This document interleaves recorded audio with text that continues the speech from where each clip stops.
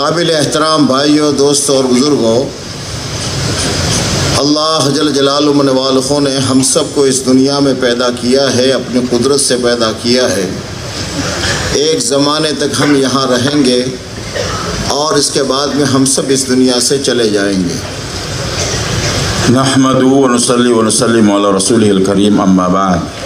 Hadirin yang dimuliakan oleh Allah Subhanahu wa taala, beliau katakan bahwasanya Allah Subhanahu wa taala ciptakan kita dan hantarkan kita ke permukaan dunia dengan kudratnya sendiri.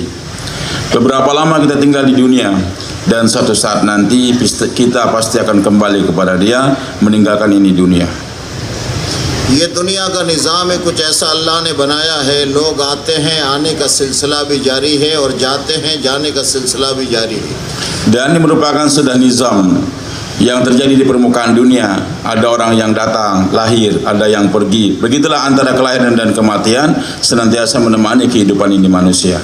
हर आने वाला आता है एक रास्ते से, जाने वाले जाते हैं, इस दुनिया को छोड़कर जाते हैं। अब मसला मेरे भाई और दोस्तों ये है कि इस दुनिया में जितने लोग आए और आकर इस दुनिया से चले गए, मौत आई, सब मर गए। मौत के माना क्या है? मौत के माना उमूमी तौर पर लोग ये समझते हैं कि साहब मर गया तो ख़त्म हो गया, मर गया तो उसका मसला ही ख़त्म हो गया, उसकी हाजतें ख़त्म हो गई, उसकी ज़रूरतें ख़त्म हो गई। ये आम तौर पर मौत के मसले को समझकर आदमी गाफिल हो जाता है। Dan setiap orang yang datang ke dunia pasti dia akan pergi. Datang dari jalan yang sama dengan cara yang sama. Kemudian satu saat kematian pun pasti akan menjemput dia. Kemudian itu yang namanya kematian. Apa itu kematian, Pak? Kematian bukan berarti akhir daripada kehidupan. Orang hari ini mengira apa itu kematian, dia meninggal dunia, sudah selesai perkara dia. Padahal belum. Setelah kematian nanti ada kehidupan yang lebih panjang lagi, yang sangat menentukan daripada kehidupan manusia di masa akan datang. Apakah selamanya bahagia atau selamanya akan menderita? यही मसला है जो इंसान को धोखे में रखता है और आखिरत को भूल जाता है, मौत को भूल जाता है। इस दुनिया की ज़िंदगी चंद रोज़ा है, और मौत क्या है दोस्तों? इंतकाल है। अरबी में कहते हैं इंतकाल। इंतकाल के माना एक जगह से दूसरी जगह चले जाना। एक जगह से दूसरी जगह आदमी चला गया तो अब इसके माना ये नहीं कि उसकी ज़रूरतें ख़त्म हो गई। एक आदमी इंडोनेशिया में है, भूख उसको यहाँ भी लगती है, ये मक्का जाएगा तो वहाँ भी भूख लगेगी। प्यास यहाँ भी लगती है, ये मक्का मुंतकिल हो जाएगा तो प्यास वहाँ भी लगेगी। गर्मी यहाँ लगती है, ये मक्का मुंतकिल हो जाएगा तो वहाँ भी गर्मी लगेगी। ये जहाँ भी मुंतकिल होगा उसकी हाजतें उसके साथ होगी। ऐसे इंसान इस दुनिया में आया है। इस दुनिया से मौत के माना यह है कि इस दुनिया से ये दूसरी दुनिया में चला गया। अब वहाँ की जितनी हाजतें हैं वो सारी हाजतें उसके साथ लगी हुई। Jadi manusia sering tertipu.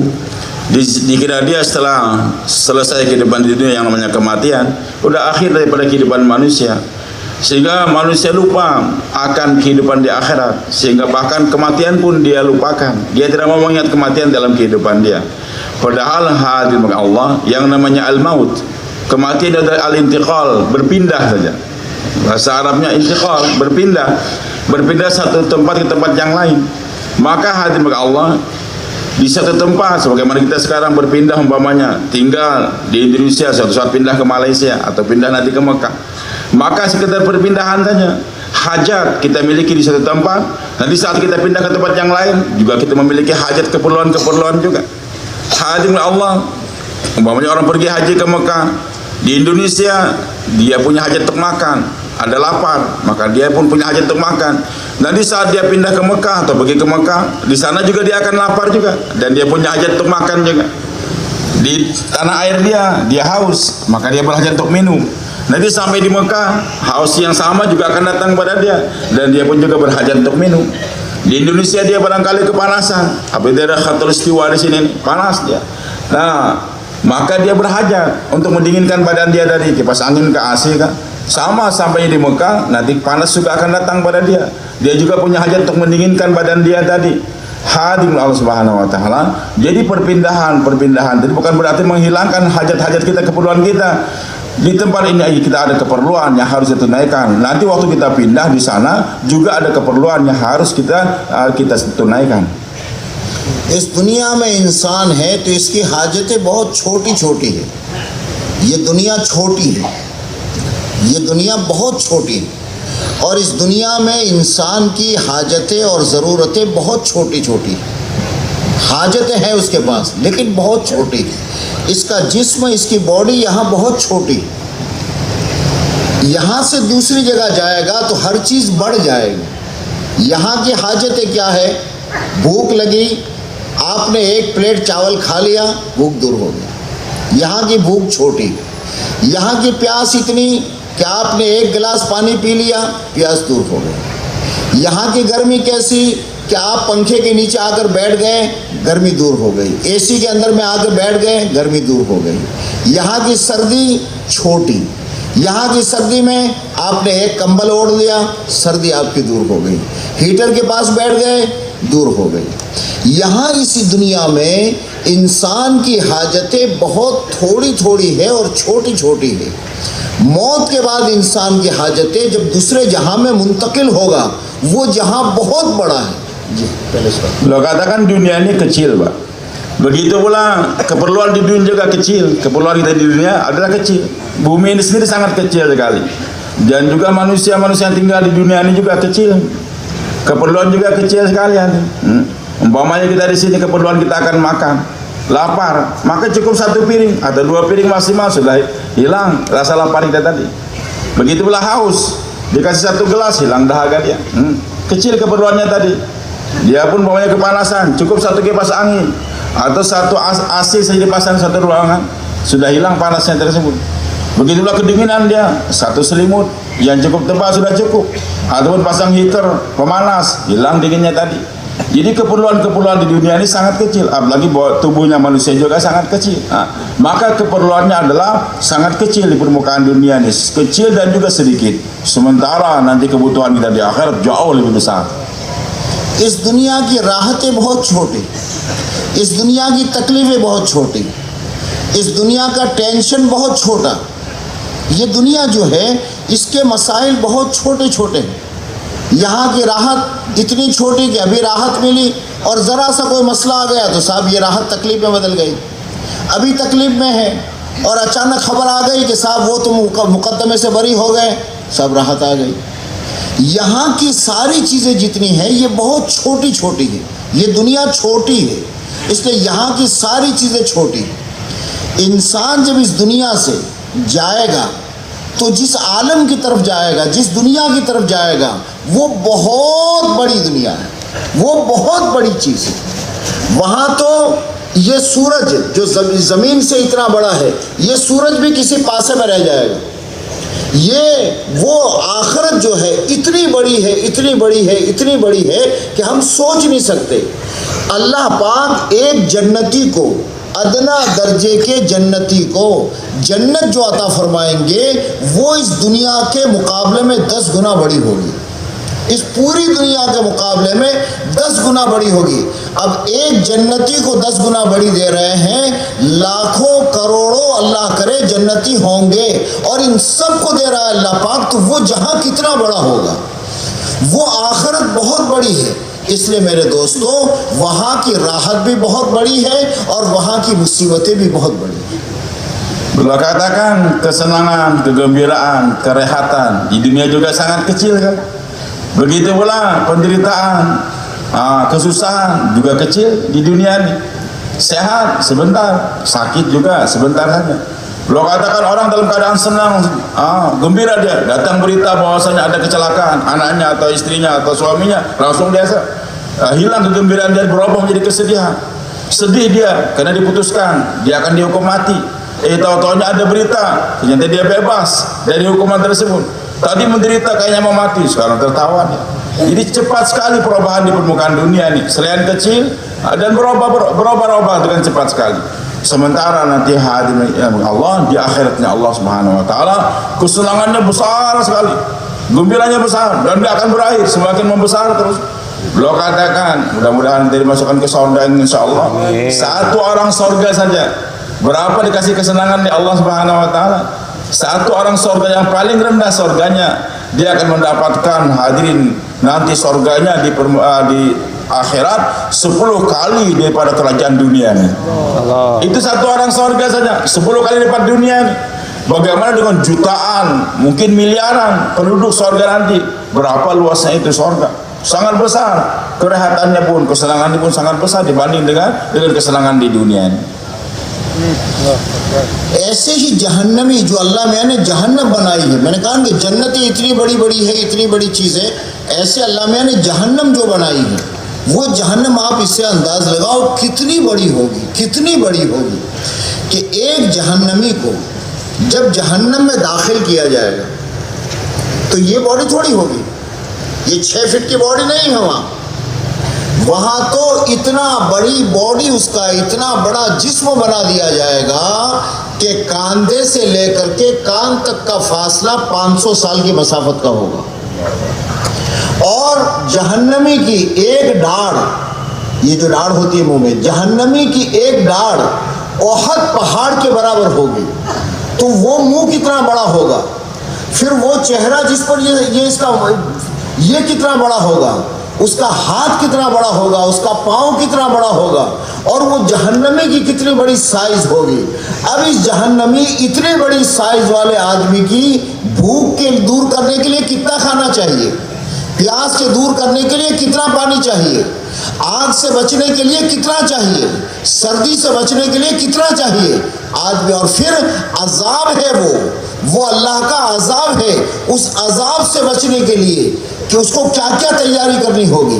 ये अल्लाह ने इस दुनिया को, हम सोचते हैं दुनिया से आखिरत बहुत बड़ी है, और इससे आपकी समझ में आ जाएगा ये 2 मिसालें कि एक आदमी को 10 गुना दुनिया से बड़ी जन्नत, और एक आदमी के ये ढांचा बना करके जा रहा है कि उसका एक दाढ़ ओहद पहाड़ के बराबर है। वो रोएगा तो रोते रोते रोते रोते उससे इतने आंसू बहेंगे कि उस पर से कश्तियां चलेंगी। ये मेरे दोस्तों बहुत बड़ा मसला है। दुनिया में है, दुनिया की हाजतें छोटी है, लेकिन मौत के बाद मौत पर आदमी ख़त्म नहीं होगा, मौत पर आदमी दूसरे जहां में मुंतकिल होगा, और वो जहां ऐसा है कि उसकी तैयारी बहुत बड़ी ज़रूरी चीज़ है। Begitulah Jahannam. Betapa besarnya itu neraka Jahannam. Orang yang akan tinggal di neraka itu saja dikatakan oleh Nabi SAW berapa besar badannya. Sekarang tubuh manusia di dunia sangat kecil sekali, pendek, paling 1-2 meter, lebarnya cuma setengah meter. Tapi di neraka jarak antara bahu dengan daun telinganya saja perjalanan 500 tahun kata Nabi SAW. 1 gerahamnya orang neraka nih, 1 geraham dia itu sebesar gunung Uhud.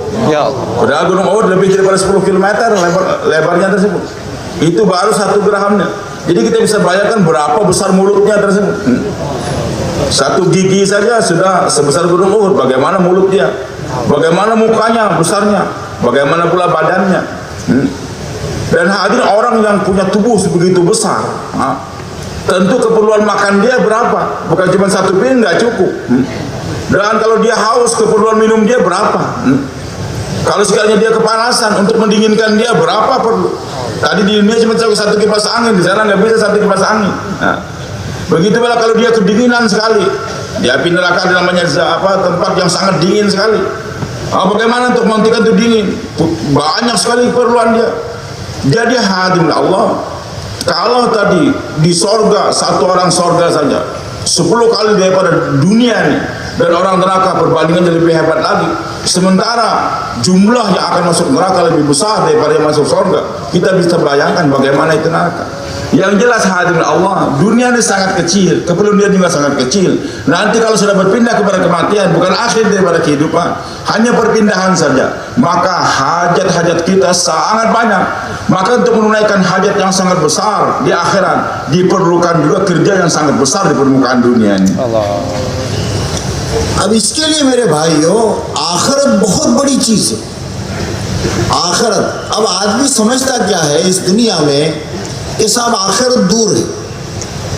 समझता क्या है साहब, शाम को खाना खाना है, ये करीब है, शाम बच्चे की शादी करानी है, ये करीब है। नहीं मेरे दोस्तों, आखिरत बहुत करीब है। आखिरत के लिए कोई वक्त नहीं है, किसी की मौत का कोई टाइम नहीं है। تم کب مرو گے کچھ بھی نہیں. ایک آدمی ابھی مرا, آخرت آ گئی سب. اب مرنے کے لیے نہ بیماری شرط, مرنے کے لیے نہ ایکسیڈنٹ شرط, مرنے کے لیے کوئی چیز شرط نہیں. اللہ جب چاہے جس وقت میں چاہے, کوئی بھی ظاہری بہانہ ہو سکتا ہے, اللہ اس کو موت دے دیتے. جہاں مرا, مرتے ہی یہ دنیا تو اس کے ہاتھ سے نکل گئی, آخرت کی بہت بڑی دنیا اس کی شروع ہو گئی. مرا, بیوی الگ, بچے الگ, باپ الگ, ماں الگ, گھر الگ, ساری چیزیں پیچھے سے چھوڑ دی, خالی ہاتھ تنے تنہا اپنی قبر میں گیا. اب یہ قبر میں, یہ اس کی قبر جو ہے, یہاں سے آخرت شروع ہو گئی. اگر زندگی دنیا کی بنی ہے تو قبر جو ہے مزے سے, پھر اگلا سارا مرحلہ آسان. اور اگر اس دنیا میں اس نے وہ اگلے گھر کی تیاری نہیں کی ہے تو قبر میں جاتے ہی مصیبتوں کا شکار ہو گیا, پریشانی کا شکار ہو گیا, عذاب کا شکار ہو گیا. اور وہ عذاب میں نے جیسے کہا دنیا کا عذاب نہیں ہے, دنیا کے بچھوؤں کا زہر نہیں ہے. وہ زہر دنیا کے بچھوؤں کا نہیں ہے جس کی اتنی سائز ہوتی ہے, ایک چپل مارنے سے ختم ہو جاتا ہے. وہ تو وہاں کے سانپ اور وہاں کے بچھو اونٹ اور کھچروں کے برابر ہے.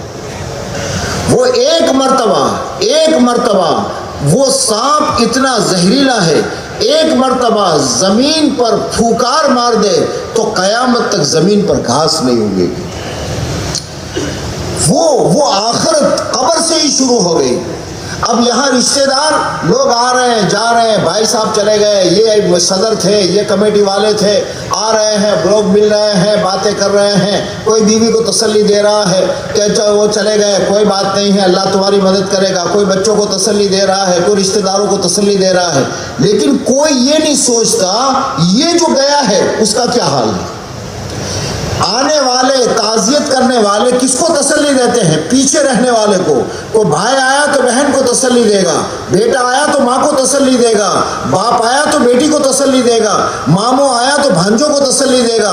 ان کو تسلی دیں گے تمہارا باپ کمانے والا تھا, تمہارا باپ چلا گیا, تمہاری ضرورتیں ہیں, وہ تمہاری ضرورتیں اللہ پوری کرے گا, اس لائن کی تسلی دے رہا ہے. لیکن یہ جو گیا ہے, یہ جس نے محنت کر کے اپنا گھر بنایا تھا, جس نے محنت کر کے اپنی دکان بنائی تھی, جس نے محنت کر کے اپنے بچوں کا بینک بیلنس بنایا تھا, جس نے محنت کر کے اپنے بچوں کو ڈگریاں دلوائی تھی, جس نے محنت کر کے اپنی بیوی کو زیورات سے لادا تھا, جس نے محنت کر کے یہ سارا سب کچھ کیا تھا, یہ تو اس دنیا سے نہ بیوی ساتھ گئی, نہ بیوی کے زیورات گئے, نہ بیٹا ساتھ گیا, نہ بیٹے کے بیلنس ساتھ میں گئے, نہ بیٹا گیا, نہ اس کی کار ساتھ میں گئی, سب کچھ اس سے چھین لیا گیا اور تنے تنہا قبر میں پہنچا دیا گیا.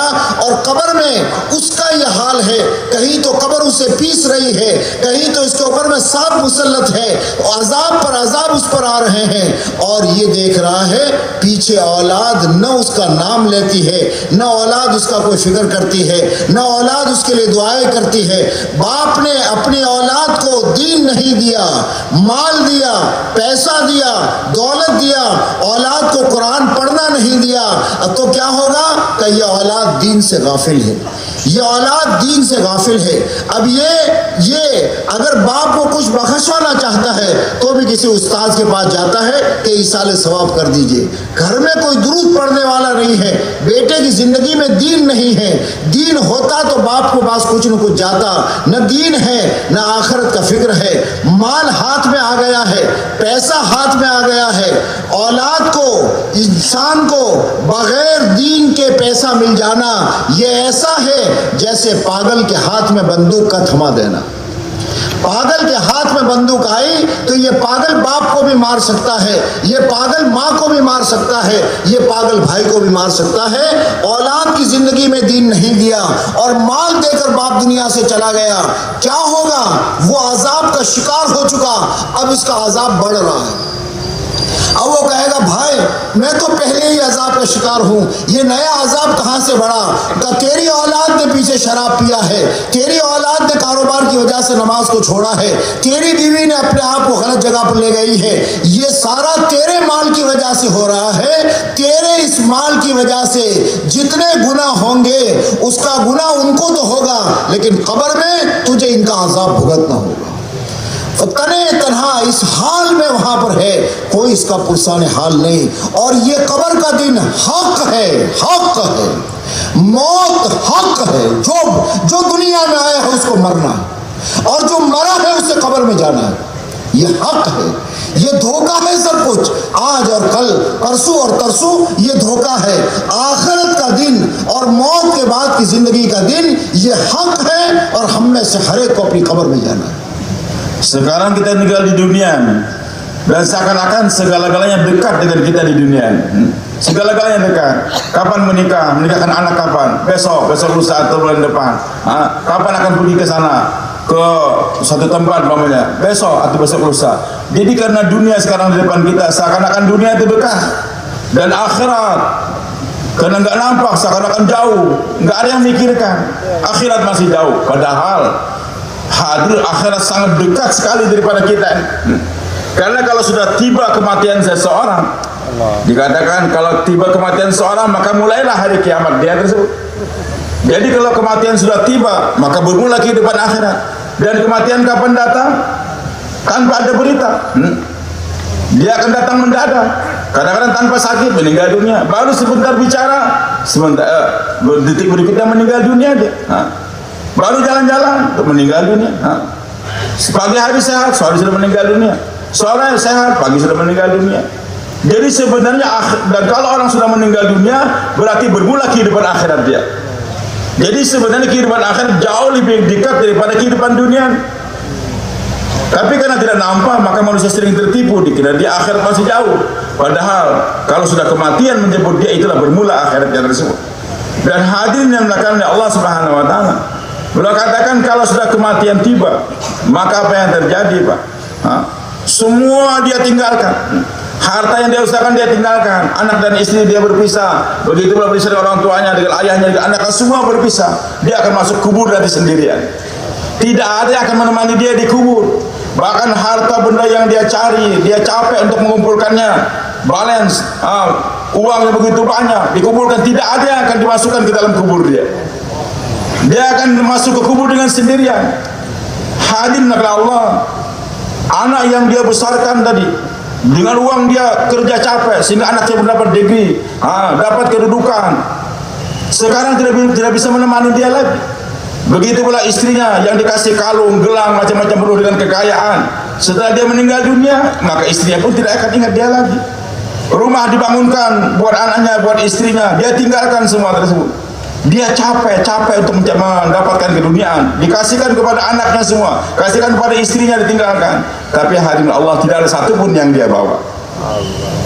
Beliau katakan, Allahu Akbar, kalau dia meninggalkan anaknya tanpa agama, tidak sempat memberikan pendidikan agama kepada anak dan istrinya, maka apa yang terjadi? Hadirin Allah, beliau katakan, ajib, misal beliau katakan tadi, orang tua yang meninggalkan warisan berupa harta kepada anak dan istri tapi tidak dikasih agama, itu seperti orang memberikan senjata kepada orang gila. Orang gila dikasih senapan, orang gila dikasih pistol. Maka itulah perumpamaan orang tua, satu orang ayah yang meninggalkan harta yang banyak kepada anak dan istrinya tanpa agama. Yang namanya orang gila, dia akan menggunakan senjata, nembak siapa saja. Ustadz dia tembak, mau ayahnya dia tembak, istrinya dia tembak, orang gila. Begitulah hadirin Allah, uang yang ditinggalkan oleh orang tuanya tadi tanpa ada agama, maka itu anaknya datang sembarangan, jadi narkoba, jadi peminum, pemabuk dan sebagainya. Dan hadirin maka Allah, karena dia sendiri tidak mau mempersiapkan agama, dikubur dia pun disiksa. Dia tidak sholat, tidak berpuasa, tidak mengamalkan agama, disiksa dia. Kemudian hari demi hari siksaan semakin bertambah dan bertambah. Kenapa? Dia heran, ya Allah, dulu kemarin waktu awal-awal saya dikubur saya disiksa cukup berat, tapi kok demi tambah hari tambah berat lagi siksaan saya, kenapa? Allah katakan, yang pertama dulu itu adalah karena perbuatan kamu tidak mengamalkan agama. Yang tambahan siksa, uang yang kamu berikan kepada anak kamu, sekarang dia gunakan berbuat maksiat. Anak kamu telah berbuat ini dan ini. Istri yang kamu berikan harta yang banyak tadi, ternyata setelah kamu tinggalkan, dia semakin bebas lagi bergaul dengan uang yang banyak. Ini siksa, karena tanggung jawab kamu semua untuk memberikan pendidikan para anak dan istri, tapi ternyata kamu tidak berikan agama, kamu berikan harta, mereka pun akhirnya gunakan harta yang tidak karuan. Ini azab yang berikan kepada kamu. Dan hadirin maka Allah, siksa di kubur bukan kecil. Nanti kalau jengking akan datang, ular akan datang. Jangan dibayangkan kalau jengking yang kecil, paling besar di dunia ini sebesar tapak tangan saja. Ambil sendal pukul sudah mati itu kalau jengking. Tapi kalau jengkingnya dikubur, besarnya seperti onta. Begitu pula ular. Begitu kepalanya itu ular seperti onta besarnya, atau seperti binatang yang besar sekali. Bahkan Nabi SAW katakan, kalau itu ular, Pak, menghembuskan bisanya ke dunia ini, maka dunia ini akan kering, tidak ada tanah yang akan tumbuh lagi sampai hari kiamat. Ya Allah.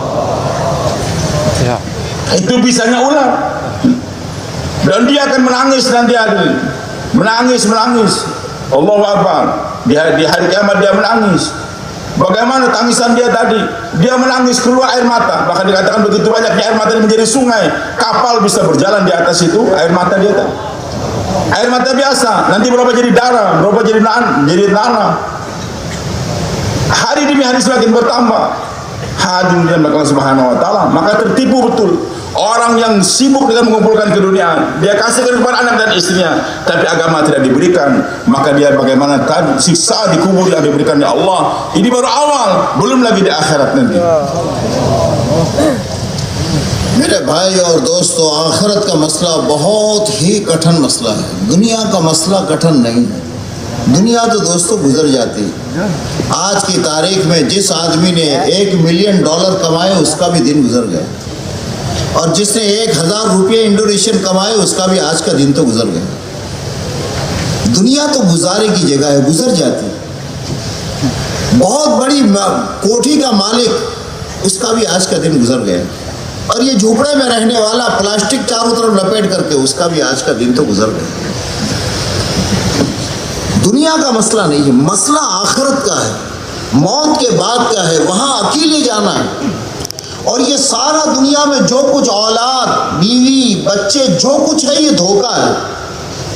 हमें अपने जहन में ये धोखा है, ये धोखा है। पूरी दुनिया गरज वालों की गरजमंद है।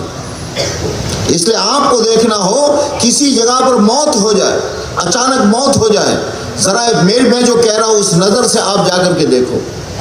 वो बीवी रोती है तो क्या कहती है? तुम चले गए, बच्चों को कौन संभालेगा? तुम चले गए, पैसे घर में कौन लाएगा? तुम चले गए, हमारे दुख दर्द में हमारे साथ कौन आएगा?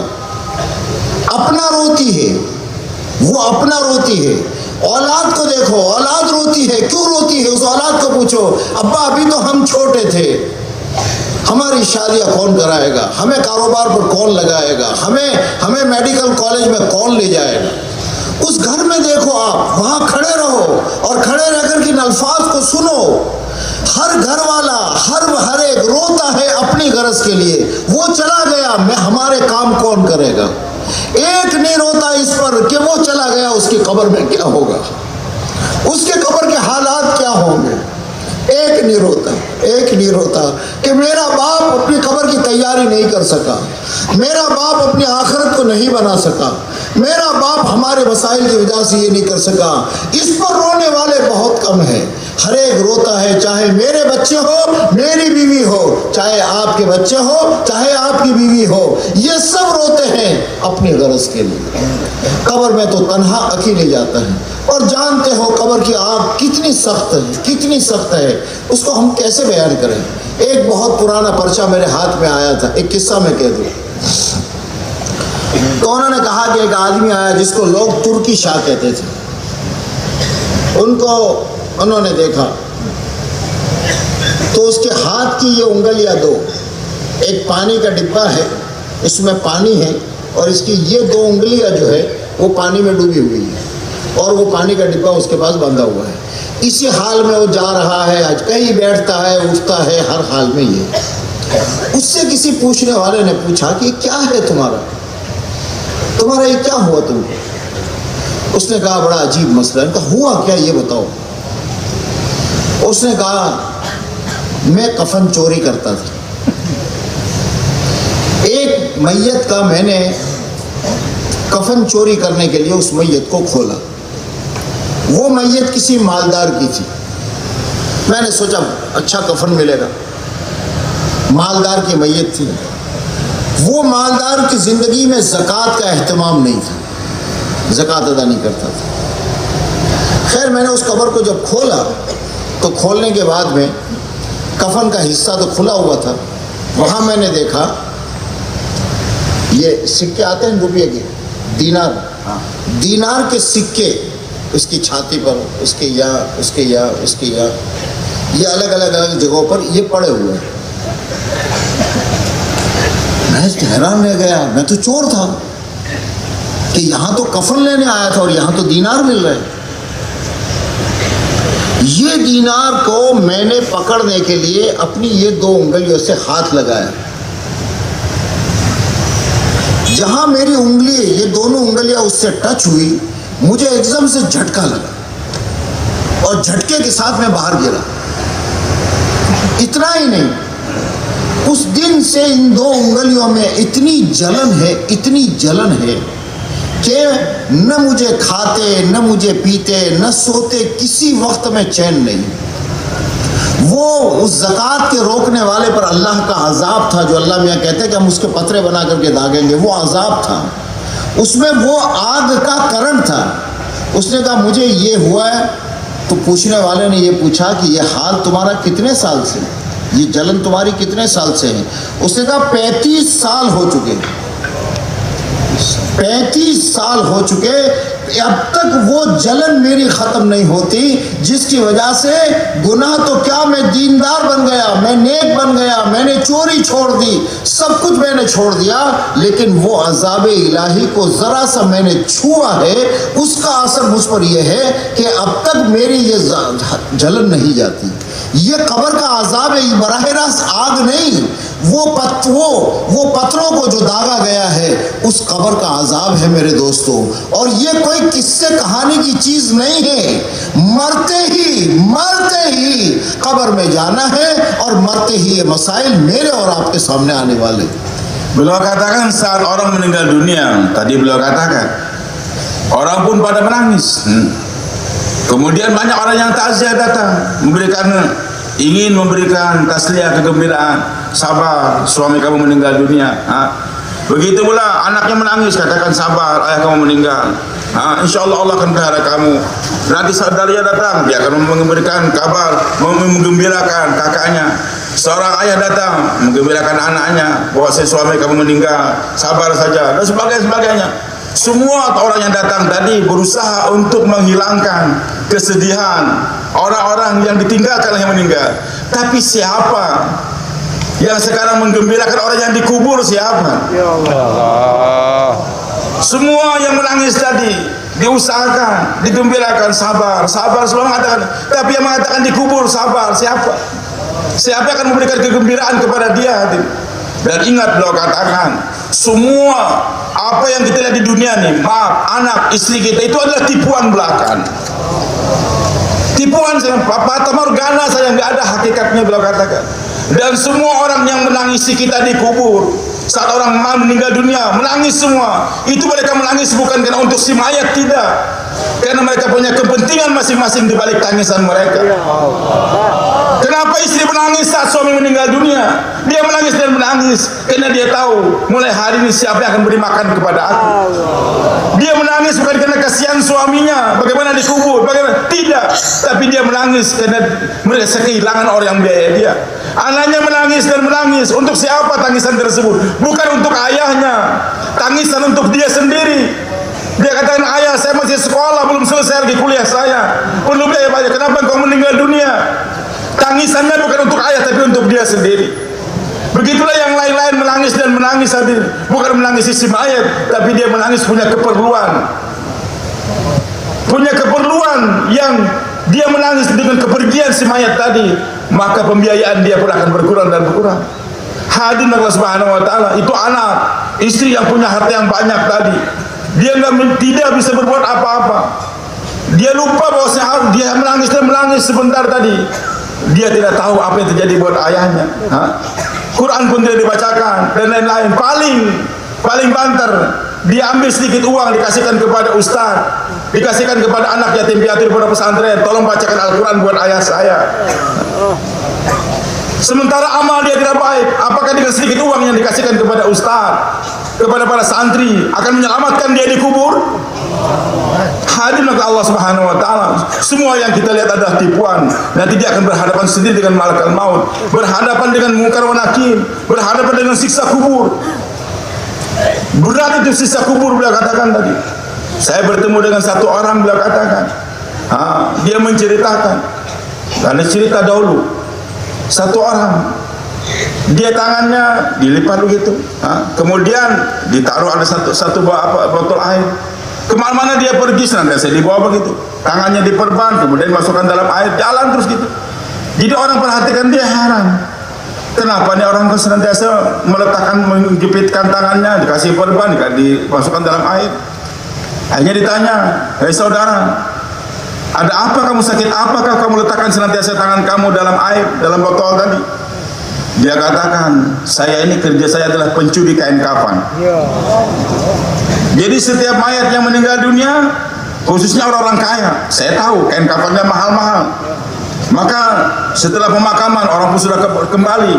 Nanti waktu orang sepi malam hari atau pada waktu sepi, saya bongkar, saya ambil kain kafannya, saya jual. Itu kerjaan saya. Dia katakan suatu saat ada orang kaya, hartanya banyak, tapi dia nggak ada perhatian kepada zakat, jarang bayar zakat. Maka saya pikir ini kain kafannya pun mahal, saya bongkar kubur dia. Setelah saya bongkar, saya pun mulai lepaskan kain kafan dia satu, dua, kemudian yang ketiga. Tapi setelah saya buka kain kafan, ternyata ada koin-koin uang dinar. Satu di sini, satu sini, satu sini, banyak sekali. Maka saya heran, kok saya datang untuk mencuri kain kafan, ternyata banyak dinar-dinar di badan dia ini. Jadi gambaran dia tentu dia akan mendapatkan uang yang lebih banyak lagi. Hanya niatnya untuk mencari kain kafan, mencuri kain kafan, ternyata dapat uang dinar banyak. Maka dia katakan, saya pun mulai mengambil satu koin tadi. Tapi ketika saya dekatkan tangan saya dan ingin mengambil dengan dua jari saya ini, saya letakkan langsung, saya lompat kepanasan kaget. Dan saya pun tinggalkan itu kubur. Dan saya ketakutan akhirnya. Dan ternyata itu panas yang ada di tangan saya nih, karena sentuhan kepada itu dinar tadi, masih saya rasakan panasnya sampai hari ini. Ya Allah. Maka kemana-mana saya pergi, saya letakkan dalam air untuk mengurangi panasnya tersebut. Dia katakan, sejak saat itulah saya bertobat daripada mencuri. Dan saya tahu bagaimana siksa yang Allah berikan kepada mereka-mereka yang tidak mau bayar zakat. Koin-koin, uang-uang yang dia miliki tadi, malah menjadi setrika di badan dia tersebut. Dan dia katakan, hadirin, saya dari hari itu saya berhenti mencuri, saya pun bertobat, dan saya sekarang menjadi orang yang taat, alhamdulillah, nggak pernah lagi berbuat maksiat dari Allah Subhanahu wa taala.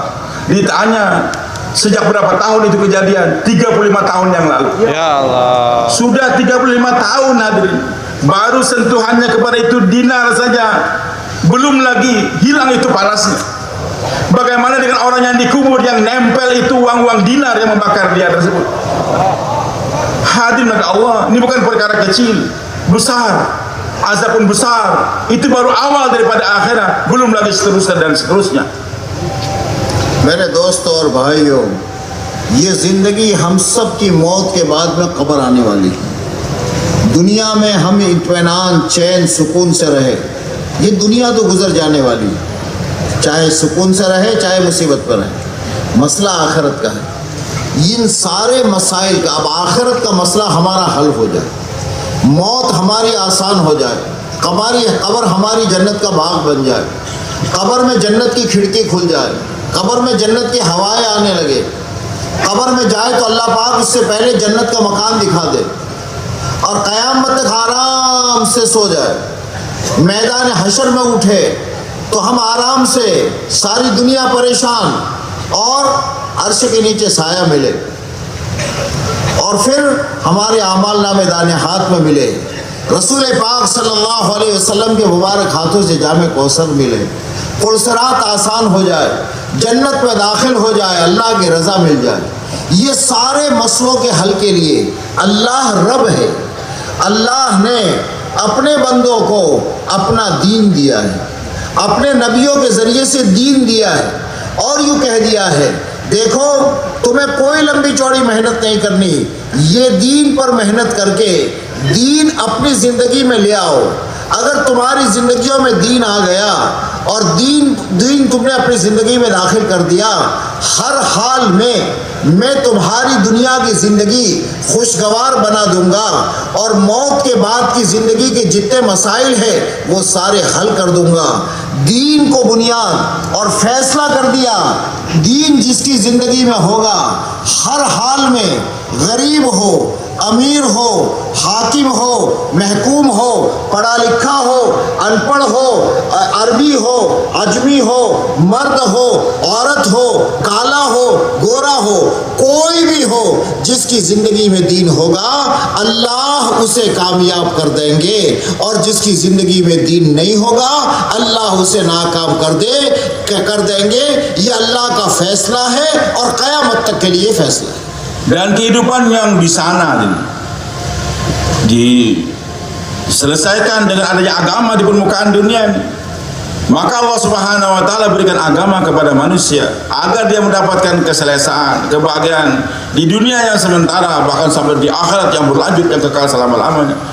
Di kubur orang yang mengamalkan agama dalam kehidupan ini, Masya Allah, kenikmatan demi kenikmatan akan dia dapatkan. Kebun menjadi kebun, taman jadi tanaman sorga. Kelihatannya tanah, pada itu adalah taman-taman sorga. Dibukakan nanti pintu untuk menembus sorga sehingga dia mencium haruman sorga tiap hari. Allah. Dan sorga yang akan dia tempati dia lihat pagi dan petang di kubur dia tersebut. Begitu pula hadir Allah, dia akan dibangkitkan nanti berada di bawah naungan arsy Allah. Orang kepanasan, dia sementara dalam kesejukan. Akan melalui titian sirat seperti kelak dengan cepat sekali di mizan, bahkan nanti akan minum dari telaga Kausar dari tangan Rasulullah SAW sendiri. Begitu nanti kehidupan dia di sorga. Dari itu semua hadir, Allah ingin berikan kepada hamba-hambanya. Dengan Allah berikan agama kepada manusia ini untuk kebahagiaan. Kalau kamu mengamalkan perintahku, kata Allah, kalau kamu melaksanakan hukum-hukum aku, menjauhi segala larangan, di dunia aku akan berikan sebagai bonus saja, tapi nanti di akhirat adalah kenikmatan-kenikmatan yang selama-lamanya, bahkan semakin hari semakin ditambahkan oleh Allah Subhanahu wa taala. Itulah hadirin pentingnya agama dalam kehidupan. Dan agama tidak akan datang tanpa ada usaha. Maka kalau kita berusaha agama, enggak lama, sebentar saja nanti akan mendapatkan kebahagiaan selama-lamanya. दीन पर अल्लाह का वादा है, दीन जिंदगियों में होगा तो हक़ ताला शानों का वादा इस दुनिया में बरकत का है। दीन जिंदगियों में होगा, अल्लाह का वादा इज्जत का है। दीन जिंदगियों में होगा, अल्लाह जल शानों का वादा अल्लाह सरबुलंदी का है। ये सारे वादे जितने को दुनिया के हैं वो सारे वादे दीन के साथ हैं। मौत के बाद के सारे वादे दीन के साथ हैं। दीन पर अल्लाह कामयाब करेंगे, दीन पर अल्लाह ज़िंदगी बनाएंगे। लेकिन एक बात मेरे दोस्तों, पूरा मजबा ये समझो, अल्लाह के वादे पूरे दीन पर है, अल्लाह के वादे अधूरे दीन पर नहीं है। दुनिया में कोई अधूरी चीज़ की कीमत नहीं मिला करती। आपने टेलर के पास में कुर्ता सीने के लिए दिया, उसने अधूरा सिया, दो आस्तीनें नहीं लगाई और आपको दे दिया, आप उसको उजरत नहीं देंगे। आपने किसी को घर बनाने के लिए बुलाया, उसको कॉन्ट्रैक्ट दे दिया, उसने अधूरा बनाया, आप उसको उसकी उजरत नहीं देंगे, आप नहीं देंगे। अधूरी चीज़ का कोई भाव नहीं मिला करता, अधूरी चीज़ का कोई बाजार में कीमत नहीं होती। अल्लाह ने जितने वादे कुरान और हदीस में किए हैं ये पूरे दीन पर किए हैं, अधूरे दीन पर नहीं किए।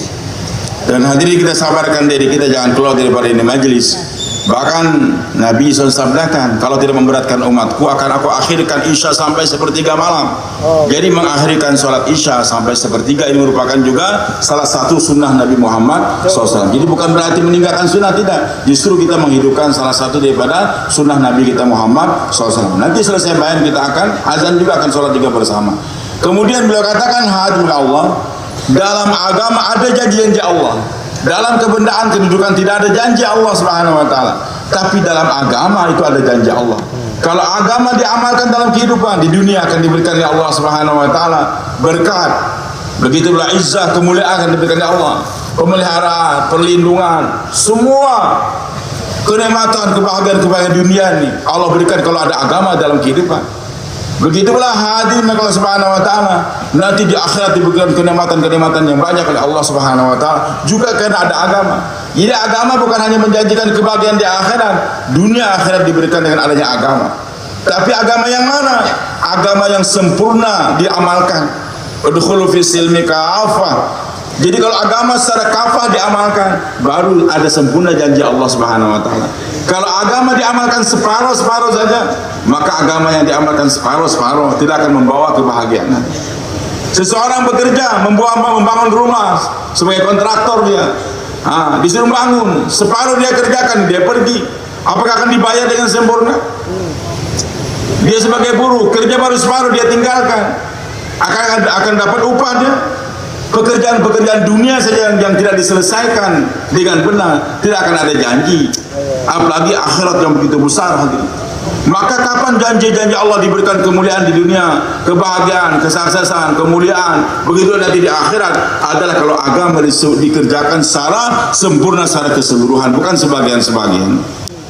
मेरे भाई और दोस्तों, आज मुसलमान सहाबा भी दीन पर चले, कामयाब हो गए और ज़िंदगी अल्लाह ने बना दी। दुनिया में अल्लाह ने बरकतें दी, दुनिया में अल्लाह ने इज़्ज़तें दी, दुनिया में अल्लाह ने उनको सरबुलंद किया और मौत के बाद में इतने ऊंचे मकाम पर चले गए कि आज 1400 साल हो गए, सहाबा का नाम हर आदमी इज़्ज़त से लेता है। इन्होंने अपनी ज़िंदगी के तमाम शोबों में दीन को दाखिल किया। इसे समझो, दीन पूरा, दीन किसी एक अमल का नाम नहीं है। रसूल पाक सल्लल्लाहु अलैहि वसल्लम ज़िंदगी गुजारने का जो तरीक़ा लेकर आप तशरीफ़ लाए, उस पूरे तरीक़े का नाम दीन है। ये दीन ज़िंदगियों में मतलूब है। एक आदमी कलमा पढ़ रहा है, नमाज उसके पास नहीं, नमाज पढ़ रहा है, माशरत उसके पास नहीं, मामलात उसके नहीं।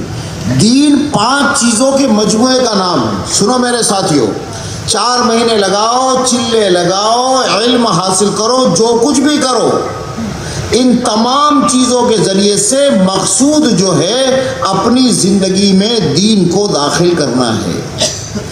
दीन ज़िंदगी में आए। दीन किसे कहते हैं? दीन 5 शोबों का नाम है। एक आदमी कलमा पढ़ के इस इमारत में दाखिल हुआ, अब उसके सामने 5 बड़े बड़े शोबे हैं। ईमानियात, अकायदात जिसे कहते हैं, हमारा ईमान हो, ईमान हमारा हो किस पर? आमन्तु बिल्लाहि व मलाइकतिही व कुतुबिही व रसूलिही वल यौमिल आखिर, ये सारी चीज़ें ईमान में। एक अल्लाह की ज़ात पर ईमान, एक अल्लाह की ज़ात पर, और एक अल्लाह की ज़ात पर यकीन, करता धरता, मारने वाला, जिलाने वाला, हिफाजत करने वाला एक अल्लाह है, उसका यकीन, उसका यकीन। और अल्लाह की ज़ात पर, और अल्लाह ने जो किताबें नाजिल की है, वो इल्म जो नबी लेकर के आए, उस पर ईमान हमारा। अल्लाह व मलाइकतिही, खुदा का गैबी निज़ाम जो है, उस गैबी निज़ाम पर पूरा यकीन, पूरा आलम जकड़ा हुआ। वल यौमिल आखिर, आखिरत के दिन का यकीन, कल का दिन मशकूक, कल आवे ना आवे, आखिरत का दिन यकीन, ये ईमानियात है। इसके अलावा कोई चीज़ न रहे, एक बाब ईमानियात का है। इसको इस पर मेहनत करके, इसलिए कि अल्लाह के यहाँ मामला दोस्तों ऐसा है, इबादत में कमी तो वहाँ बर्दाश्त हो जाएगी, लेकिन ईमान के मामले में तो फरमाते हैं अना अगना शुरका। ईमान में ज़रा भी मिलावट अल्लाह में इसको बर्दाश्त नहीं करता, ये बर्दाश्त। इसलिए साफ कह दिया, इन्नल्लाह ला यग़फ़िरु अन युश्रक बिही, कि शिर्क के साथ तो माफ़ी हमारे यहाँ नहीं है। शिर्क क्या है मेरे दोस्तों? कोई बूत को पूछता है, कोई चीज़ों को पूछता है, और किसी का यकीन उसका अपने बूत पर यकीन है, मेरा बूत मेरा मसला हल कर देगा।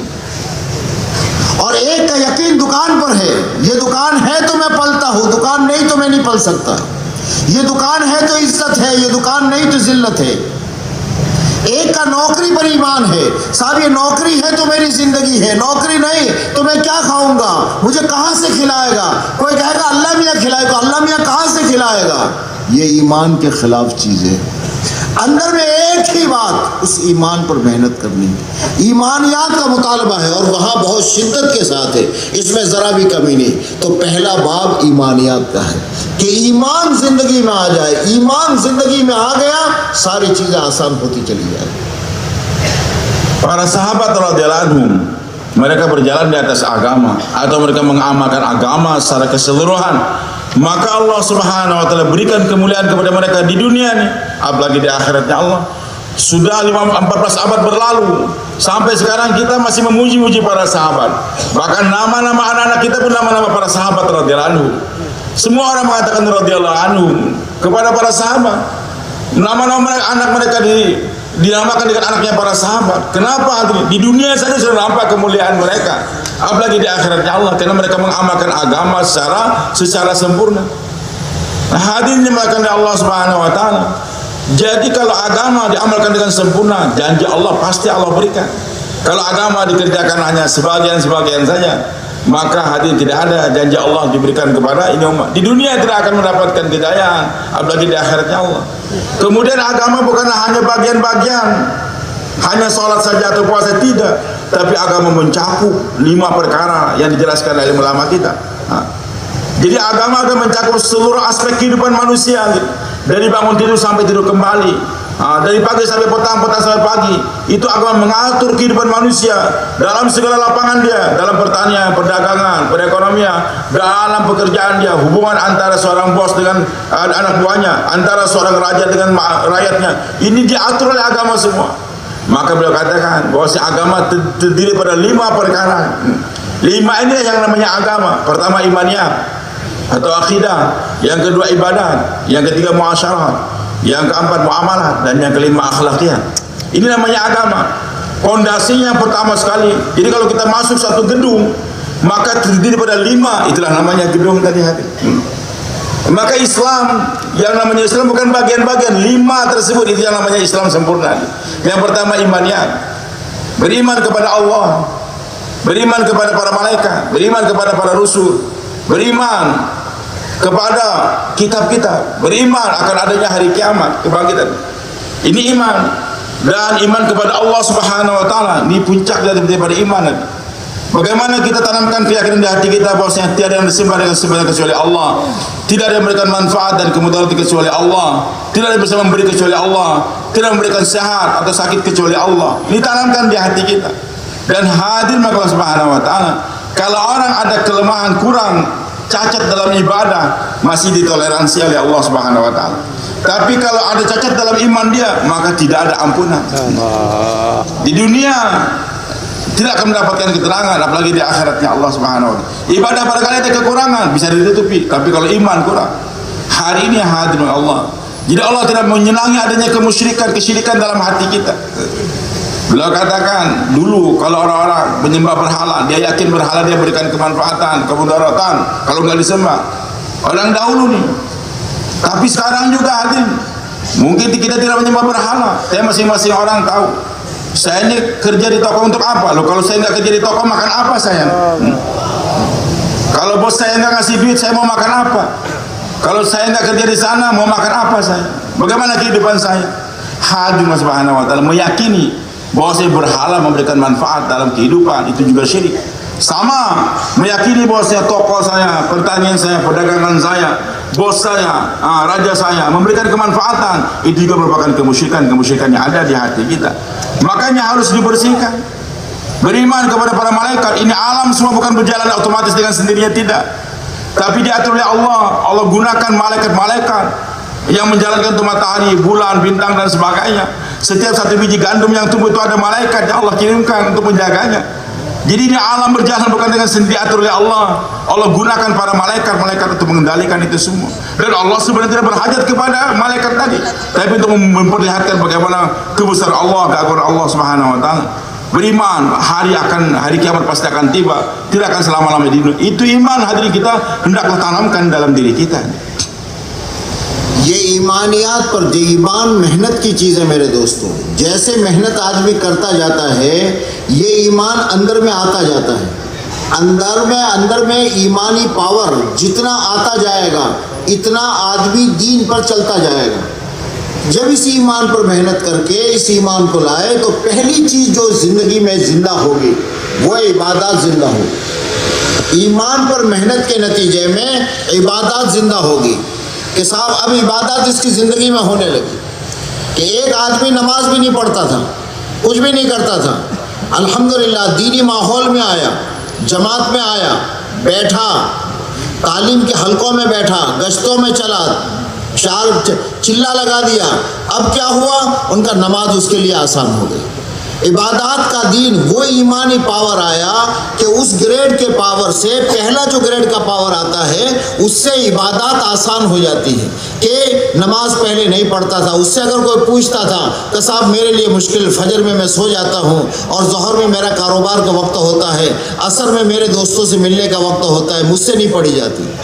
लेकिन वही नौजवान जब अल्लाह की राह में निकलता है और ईमानी माहौल में रहता है तो उसका ईमान बढ़ना शुरू होता है। अब वो ईमान बढ़ा तो इतना बढ़ा कि साहब ये जब वापस आया तो तहज्जुद ये पढ़ रहा, फजर ये पढ़ रहा, इशराक ये पढ़ रहा, चाश्त ये पढ़ रहा है, ज़ोहर, असर, मगरिब, इशा, वाबिन, तो सब सारी नमाजें ये पढ़ रहा है। क्यों? उसके ईमान में इतना पावर आया कि उसके लिए इबादत की लाइन का दीन आसान हो गया। अब ये जिक्र करने वाला बन गया, ये कुरान की तिलावत करने वाला बन गया, ये मस्जिद में आने जाने वाला बन गया कि ईमान पर मेहनत हुई। ईमान में जितनी ताकत आई तो पहली ताकत से इबादत की लाइन का दीन उसके लिए आसान हो जाता है। Kita keluar 3 hari, 40 hari, 4 bulan. Itu bukan tujuan, tidak. Tapi itu sarana untuk bagaimana supaya Islam secara sempurna tadi kita dapatkan. Jadi tujuan saya keluar jalan Allah sampai 4 bulan, 1 tahun sebagainya, bagaimana saya bisa mengamalkan agama secara keseluruhan. Ini yang kita inginkan. Bukan sekedar sertifikasi, Pak. 4 bulan, kalau bukan. Bagaimana supaya itu agama 5 tadi kita amalkan dalam kehidupan. Hadirin Allah, utamanya iman. Ini adalah kekuatan dalam nih. Iman kadang-kadang kecil, lama-lama membesar. Sesuai dengan kekuatan iman, nanti ada orang kekuatan beribadah. Dan imannya harus diusahakan. Maka kita keluar jalan Allah usaha atas iman. Bagaimana iman yang ada nih? Lagi-lagi kita hidup dalam suasana iman selama sekian hari, sekian bulan berada, bicara kebesaran Allah Subhanahu wa taala, mendengarkan orang bicara kebesaran Allah. Begitu pula kita memikirkan kebesaran Allah, melihat bagaimana kita dengan pandangan agama. Hari demi hari iman kita semakin hari semakin kuat. Nah, kalau iman kita sudah kuat hadirin, nanti ada kekuatan untuk menggerakkan anggota tubuh kita untuk mentaati perintah Allah. Tadinya dia berkata, aduh saya susah betul nih, sholat subuh nggak bisa, susah untuk bangun, zuhur saya sibuk sekali di toko saya, langgar yang datang, asar ini waktu saya untuk jumpa dengan kawan-kawan, apalagi maghrib sudah capek, berat untuk mengerjakan sholat. Tapi setelah dia keluar jalan Allah, hidup dalam suasana iman, 3 hari, 40 hari, 4 bulan, itu pemuda.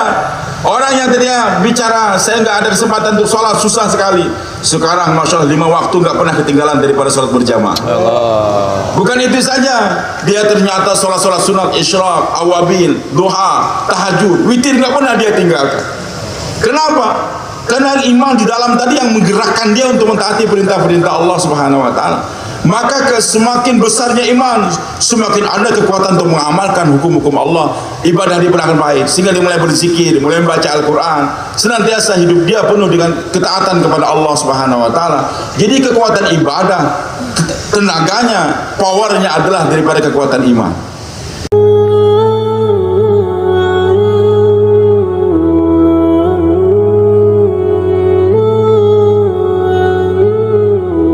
Jadi beliau katakan, hadirin yang dimuliakan Allah, dengan kita keluar jalan Allah, bicara iman, mendengarkan iman, hidup dalam iman kita meningkat.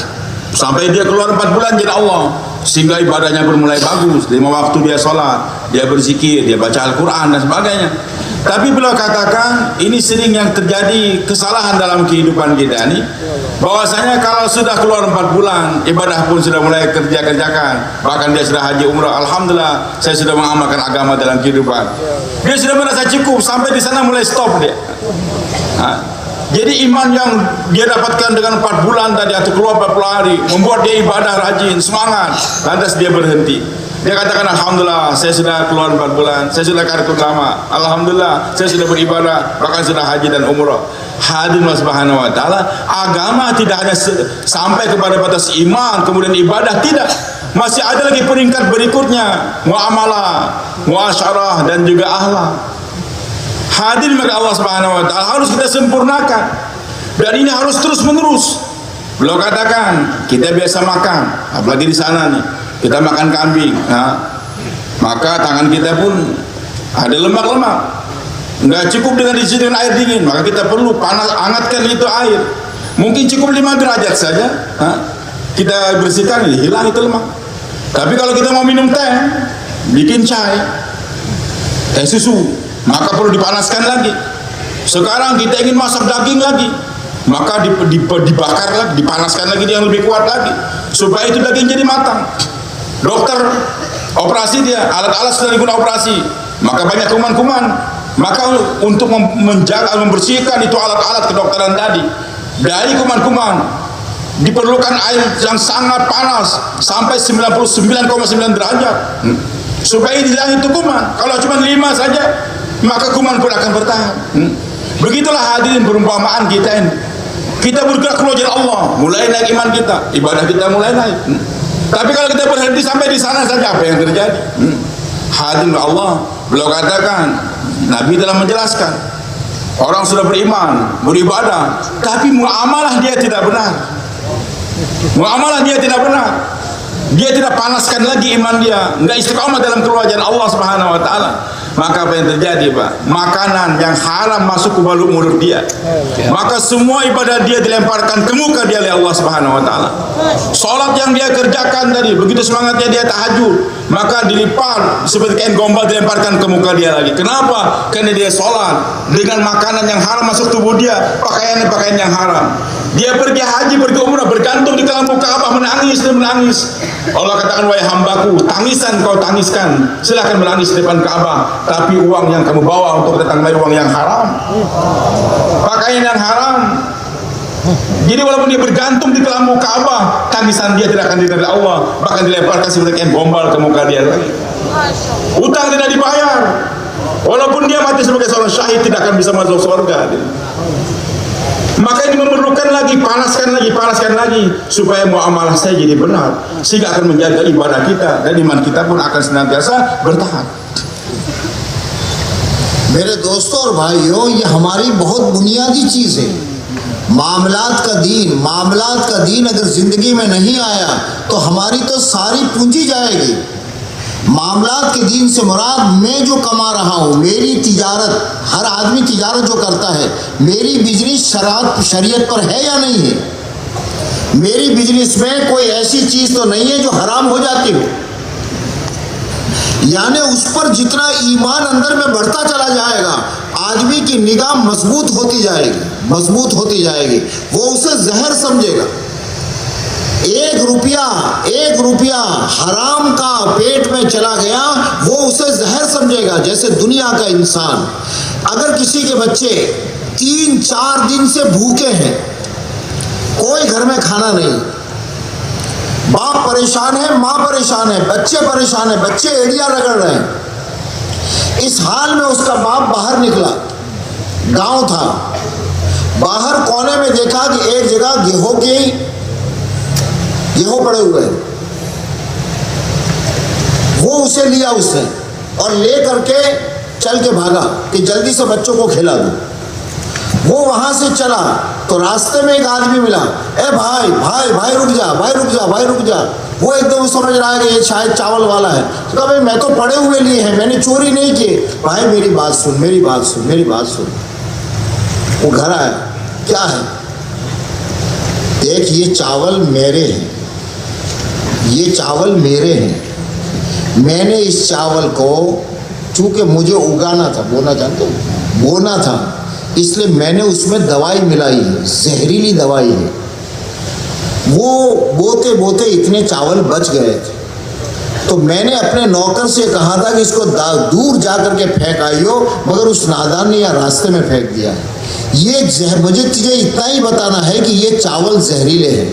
میرے دوستوں, میں آپ سے پوچھتا ہوں, کیا وہ باپ 3 دن کے بھوکے بچوں کو کیا یہ چاول کھلائے گا؟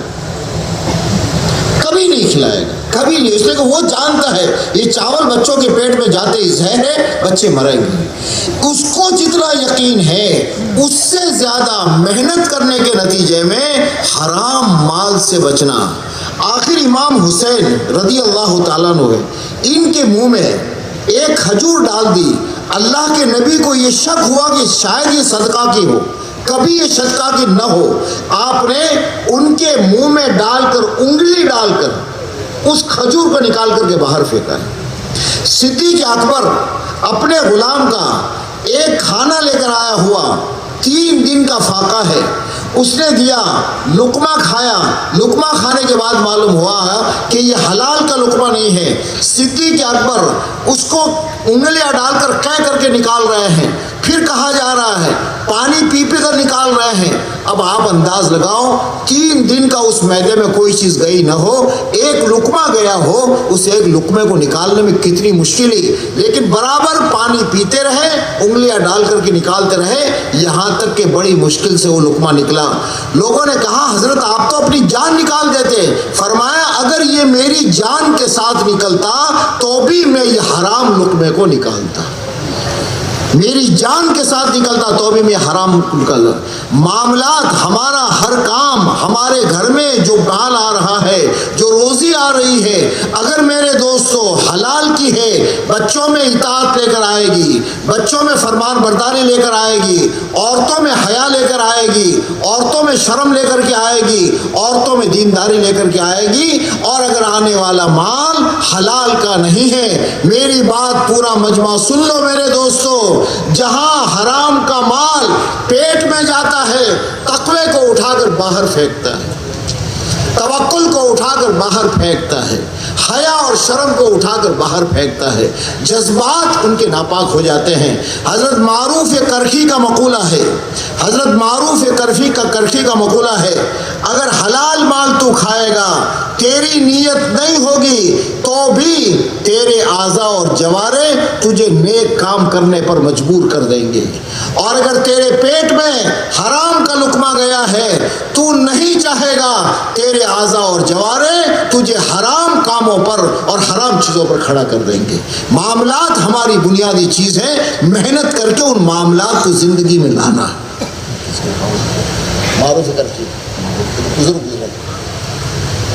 Beliau katakan hadir maka Allah dengan iman yang kita dapatkan saat kita keluar jalan Allah, ibadah pun mulai kita kerjakan, itu semua aset kita dikasihkan pahala yang besar, laba seperti dalam perdagangan. Tetapi hadir itu keuntungan pahala ibadah semua. Kalau ibadah kita tidak benar, maka itu akan hilang dari tangan kita saja. Capek orang kerja berdagang, untung banyak, tahu-taunya hilang begitu saja. Apa hasil daripada kerja dia? Hadir maka Allah, muamalah yang tidak benar sehingga nanti akan menghabiskan pahala-pahala daripada ibadah-ibadah dia tersebut. Maka hendaklah kita betul-betul hati-hati hidup setelah kita memanaskan iman kita sehingga semangat untuk beribadah. Jangan cukup sampai di sana, panaskan lagi supaya muamalah kita pun betul. Maksudnya bagaimana? Kita tanyakan, belajar ilmu-ilmu. Saya sekarang berdagang, tanyakan muamalah dalam dagang yang benar bagaimana, syariahnya apa, hukum-hukum agama yang berhubungan dengan perdagangan saya. Jangan sampai ada riba yang saya makan, jangan sampai ada culas dalam perdagangan. Begitu pula hadirin Allah, dia punya pertanian, apa hukum agama yang berhubungan dengan pertanian. Semua kita pelajari, belajar dan belajar sehingga apa yang saya kerjakan dalam muamalah saya sesuai dengan perintah Allah Subhanahu wa taala. Karena kalau tidak dijaga akan habis. Beliau katakan bagaimana perhatian Nabi kita Muhammad SAW kepada muamalah yang benar, cucu yang dicinta, penghulu pemuda surga nanti. Tapi ada korma di mulut dia, dan Nabi SAW ragu. Apa ini korma-korma zakat yang tidak halal buat keluarga Rasulullah SAW? Maka dikeluarkan dari mulut cucu yang dicinta, cucu yang disayang, sedang makan korma. Nabi masukkan jadi beliau, dikeluarkan itu korma. Kenapa? Nabi katakan kepada cucundanya, barangkali ini adalah korma zakat yang diserahkan, tidak halal bagi kita. Nabi takut untuk memasukkan atau ada benda haram yang masuk ke perut cucunya tersebut. Nah, beliau katakan, hadirin Allah, makanan yang haramnya adalah racun. Begitu enaknya makanan tapi ada sedikit racun, maka akan membuat bahaya. Bahkan hadirin, satu orang miskin, dia sudah lapar 3 hari, anaknya melangkah pun susah, dia carikan makanan. Ternyata dia berjalan di sebuah persawahan, ada nasi di sawah sana, maka dia ambil. Cepat-cepat dia berlari untuk kembali untuk memberikan makan kepada anaknya yang kelaparan. Di pertengahan jalan ada orang lihat, saudara-saudara, sini dulu. Dia katakan, saya tidak mencuri, saya dapat di sini. Bukan, saya bukan menuduh kamu sebagai pencuri. Ini nasi atau beras tadi, milik saya. Dan dia katakan itu memang saya kasih racun di beras tadi atau nasi tadi. Untuk apa dikasih racun? Untuk memberikan makan kepada mungkin binatang-binatang, tikus dan sebagainya. Dan sisanya ini masih ada. Saya suruh kepada pembantu saya untuk dibuang jauh-jauh, tapi dia malas, dia lemparkan ternyata di sawah di tempat ini. Kalau kamu makankan kepada anak kamu akan mati. Maka orang seperti ini hadirin, walaupun anaknya sudah kelaparan 3 hari, tapi tahu ini racun, maka dia tidak akan mau memberikan makanan kepada anaknya tadi. Ya. Begitulah hadirin, makanan yang haram yang masuk ke tubuh manusia itu racun. Beliau katakan bagaimana Abu Bakar As-Siddiq radhiyallahu anhu, begitu ketahuan beliau dalam keadaan lapar 3 hari, datang hamba sahaya dia, membawakan makanan. Begitu laparnya beliau makan langsung. Tapi setelah dijelaskan oleh hamba sahayanya, wahai Abu Bakar As-Siddiq radhiyallahu anhu, kamu enggak bertanya kepada saya dari mana sumber makanan tadi? Karena begitu laparnya beliau enggak sempat bertanya, langsung makan. Dari mana kau dapatkan? Saya ini tadi buat seperti dukun, menebak sesuatu. Dan ternyata benar, zaman jahiliyah. Dia akhirnya ketemu dengan mereka, dikasihkan ini uang hasil daripada kerjaan sebagai seorang dukun. Maka Abu Bakar As-Siddiq paham itu adalah haram. Langsung beliau usahakan keluarkan. Bahkan beliau katakan minum air sebanyak-banyaknya, sehingga itu pun lukma atau makanan yang sesuap tadi bisa dikeluarkan. Beliau katakan, hadirin Allah, kalau orang sedang kenyang nanti mengeluarkan satu suap lagi itu mudah. Ini orang lapar 3 hari, maka itu makanan begitu cepatnya dicerna oleh perutnya tersebut, mengeluarkannya begitu susah. Bahkan orang bertanya, wahai Abu Bakar, kasihani diri kamu, masa untuk satu suap itu aja kamu harus memaksa diri kamu? Dia katakan, walaupun ruh saya keluar untuk bersama dengan keluarnya makan, saya rela. Ketakutan nanti benda yang haram. Beliau adakan satu orang ulama, Syekh Ma'ruf Karfi rahmatullah alaih. Dia katakan, hadirin Allah, sebelumnya tadi beliau katakan bahwasanya kenapa sekarang anak-anak kita jauh dari agama, begitu pula putri-putri kita enggak mau berpakaian menutup orang, perbuatan sembarangan. Itu semua adalah pengaruh daripada makanan yang haram yang kita ambil, kerjaan yang haram diberikan kepada anak dan istri, maka itu semua akan mempengaruhi ketaatan dia kepada Allah Subhanahu wa taala. Itu ulama dari Ma'ruf Karfi rahmatullah alaih. Dia katakan setiap orang yang makan makanan yang halal, maka hadirin, sadar atau tidak, itu makanan yang halal tidak akan mendorong dia untuk mentaati perintah Allah Subhanahu wa taala. Dan setiap makanan yang haram masuk ke mulut seseorang, sadar atau tidak, itu makanan yang haram akan membawa dia kepada perbuatan-perbuatan maksiat. Jadi untuk kita hadirin Allah, inilah kerjaan kita Pak dalam tabligh. Bukan selesai 4 bulan saya sudah sholat puasa saja, tidak. Harus kita lagi dan lagi kuatkan lagi iman kita sehingga membantu untuk membetulkan daripada muamalah dalam kehidupan.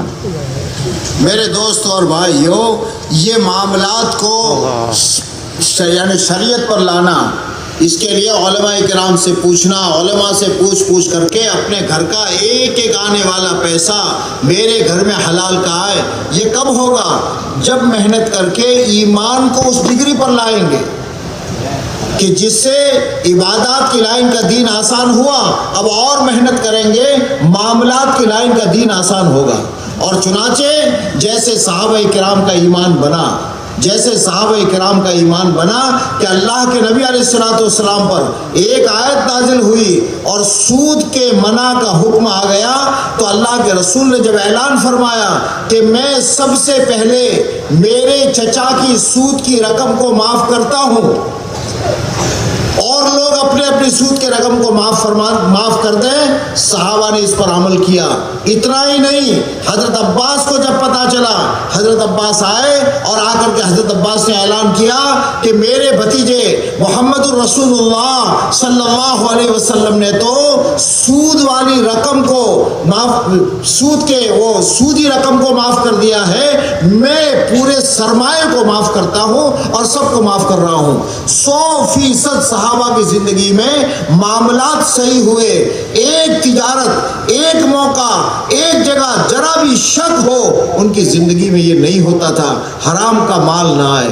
یہاں تک کہ ایک صحابی نے زمین بیچی، دوسرے صحابی نے خریدی، خریدنے والے صحابی نے جب اندر اپنا کام شروع کیا، اندر سے خزانہ نکلا۔ اب دیکھیے، خریدنے والے صحابی بیچنے والے صحابی کے پاس جا کر کہتے ہیں بھائی میں نے زمین خریدی ہے، یہ خزانہ میں نے خریدا نہیں ہے، یہ میرا نہیں ہے، یہ تمہارا ہے، لے جاؤ۔ بیچنے والے صحابی کہتے ہیں بھائی میں نے تو زمین اور زمین کے اندر میں جو کچھ تھا وہ سب بیچا تھا، مجھے کہاں پتا تھا اس میں خزانہ ہے، میں نے سب کچھ بیچا تھا، یہ میرا نہیں، یہ تمہارا ہے۔ اب یہ مسئلہ دونوں، وہ بھی لینے کے لیے تیار نہیں، یہ بھی لینے کے لیے، کیا وجہ ہے؟ کیا وجہ ہے؟ ہر ایک سمجھ رہا ہے غلط پیسہ اور غلط مال ہمارے گھر میں نہ آئے، حرام کا پیسہ نہ آئے۔ یہاں تک کہ یہ دونوں کا قاضی کے پاس مقدمہ گیا، اب قاضی کے لیے بھی بالکل نیا مقدمہ، وہ کہہ رہا ہے میری نہیں، وہ کہہ رہا ہے میں نہیں لینا چاہتا۔ اللہ نے ذہن میں بات ڈالی، ایک سے پوچھا تمہارا لڑکا ہے، کہے، دوسرے سے پوچھا تیری لڑکی ہے، کہے، ان کا یہ دونوں کی شادی کرا دو اور یہ مال ان کو دے دو۔ صحابہ قدم قدم پر ڈرتے تھے، بھوک برداشت ہوتی تھی۔ ہمیں اس دعوت کی مبارک محنت، میرے دوستو اس کو سمجھے ہم، اللہ مجھے بھی سمجھا دے، آپ کو بھی سمجھا دے، یہ محنت خالی چکر کا نام نہیں، چلوں پر چلے لگانا، 4 مہینے پر 4 مہینے لگانا، 5 اعمال کا کورس کر دینا، یہ نہیں ہے۔ اس محنت سے مطلوب جو ہے وہ دین زندگی میں لانا ہے۔ جیسے کھیتی کسان محنت کرتا ہے کھیت پر فصل کو لینے کے لیے، پانی دیتا ہے، کھاد دیتا ہے، لیکن کوئی کسان 2 مہینہ 4 مہینہ 6 مہینہ 8 مہینہ اس میں پانی اور کھاد ہی دیتا رہے تو لوگ اس کو پاگل کہیں گے۔ فصل کے لیے کھیتی ہے، اب فصل لے، ان کا فصل نہیں لے رہی، وہ سب کہے پاگل ہے۔ ایسے میرے دوستو اس محنت سے مجھے اور آپ کو بار بار اس کو کرنا ہے کہ میری زندگی میں پورا دین آ جائے۔ پورے دین کا پہلا باب عبادات ہے۔ عبادات میرے پاس کس درجے میں آئی ہے، کس طاقت کے ساتھ آئی ہے، اب مجھے محنت کر کے معاملات کی لائن کا دین لانا ہے۔ میرے گھر میں معاملات صحیح ہو، راستہ ان کا وہی قربانی کے ساتھ 4 مہینے لگا، ایمان کے حلقوں میں بیٹھ، انفرادی اجتماعی دعوت دے، اللہ کی بڑائی کو بول، ایمان کی ڈگری تیری اوپر ہوگی، معاملات کا دین اللہ آسان کریں گے۔ Beliau katakan hadirin yang dimuliakan oleh Allah, perlu kita datang kepada alim ulama bertanya, apakah pekerjaan yang saya kerjakan ini sudah sesuai dengan perintah Allah, dengan cara Nabi SAW? Apakah uang yang saya dapatkan ini betul uang yang halal atau ada syubhat atau haram dalam uang yang saya miliki? Jadi bukan hanya kerja mencari uang dikasihkan pada makan pada anak dan istri, tidak, tapi tanyakan pada alim ulama, muamalah saya sudah benar atau belum, dengan sistem dagang yang saya alami demikian betul, sudah betul atau tidak, sesuai dengan syariat atau tidak. Had Allah Subhanahu wa taala. Maka untuk mengarahkan ke sana perlu derajat daripada panasnya iman tadi ditingkatkan sebagaimana air tersebut. Lagi dan lagi korban lagi. Tambahkan lagi pengorbanan sehingga iman kita semakin meningkat. Sehingga tidak ada amal-amal kita yang tidak sesuai dengan muamalah yang diajarkan oleh agama. Maka tidak ada berhenti dalam usaha agama itu. Para sahabat radhiyallahu anhu memahami betul perkara ini. Maka mereka berusaha untuk bertanya satu-satu daripada pekerjaan mereka kepada Nabi kita Muhammad SAW. Apakah yang diharamkan, dihalalkan? Karena bila katakan tadi satu makanan yang haram saja, satu suap saja, itu akan mempengaruhi daripada ibadah dia, hilang nanti ibadah dia. Begitu pula iman dia lemah akan melemah. Beliau katakan bagaimana orang dahulu perhatian dia hadirin kepada muamalah. Allahu Akbar.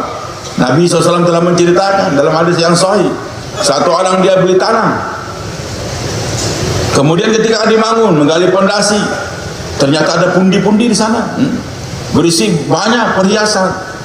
Maka dia sadar, saya kan cuma beli tanah saja, berarti ini milik saudara saya yang menjual tanah tadi. Dia datang, wahai saudara, saya kan akadnya beli tanah saja daripada kamu, ternyata ini ada pundi, berisi permen, ini milik kamu. Dan anehnya lagi yang menjual mengatakan, tidak, saya sudah niatkan jual tanah dengan isinya, berarti ini milik kamu. Ya Allah. Bagaimana kehati-hatian orang dahulu hadirin. Karena dia takut, kalau ini saya makan kepada anak dan istri saya, berarti benda yang haram, akan menjerumus, akan membawa mereka ke dalam api neraka. Dan ini juga takut, ini bukan milik saya, dan saya sudah jual tanah ini semua. Dia takut. Akhirnya dua-duanya pergi ke mahkamah. Dan ternyata qadhinya juga, hakimnya juga orang yang bertakwa kepada Allah. Dia katakan, Allah berikan ilham kepada dia. Dia tanya, kamu punya anak? Ya punya putra. Kamu punya anak? Putri punya. Udah kawinkan dua-duanya dan dikasih hadiah buat mereka. Ya Allah. Hadir Allah Subhanahu wa taala. Ini muamalah yang benar. Sehingga masing-masing merasa dia tidak berhak. Bukan mau mengambil, tidak. Allahu Akbar. Jadi iman kita tidak hanya bertahan kepada degree, kepada derajat yang sudah ada, tapi tingkatkan lagi sampai betul-betul setiap pekerjaan saya sesuai dengan syariah yang diajarkan oleh Nabi kita Muhammad sallallahu alaihi wasallam. मेरे भाइयों, इस मेहनत के ज़रिए से आज अल्लाह का शुक्र है उम्मत में ये मिसालें बन रही है। ये नहीं कि इस मेहनत से एक तबका हर जगह तैयार हो रहा है कि अपने कारोबार और अपनी हर चीज़ को इस्लाम और शरीयत के मुताबिक करूं। इसके लिए हम देख रहे हैं अब इंग्लैंड से, अफ्रीका से, अमेरिका और कनाडा से ये मिसालें मेरे सामने हैं कि वहाँ से एक आदमी सफ़र करता है, कोई मकसद नहीं उसका, सीधा दिल्ली उतरता है और दिल्ली उतर करके गाड़ी लेकर दारुल देवबंद जाता है, अपनी पूरी तिजारत के मसाइल रखता है, उन मसाइल का जवाब लेता है, वहाँ से सीधा दिल्ली और दिल्ली से अपने मुल्क। इतना दूर आता है। ये कब आया मेरे दोस्तों? जब ईमान की मेहनत होगी, इबादत की लाइन का दीन जिंदा होगा।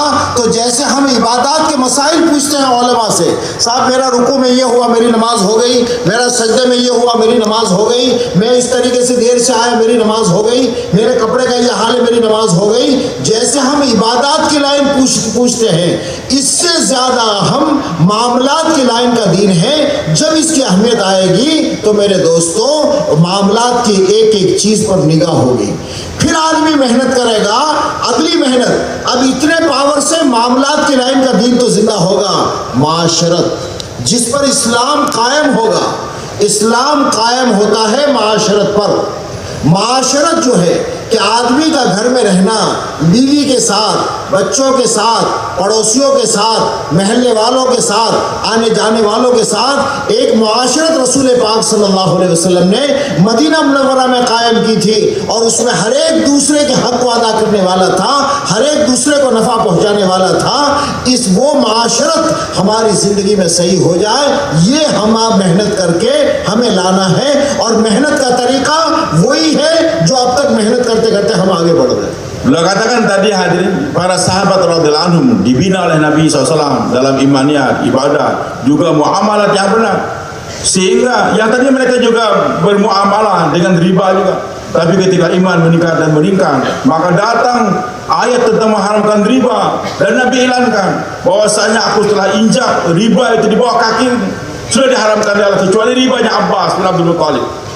Hadirin Allah dimaafkan.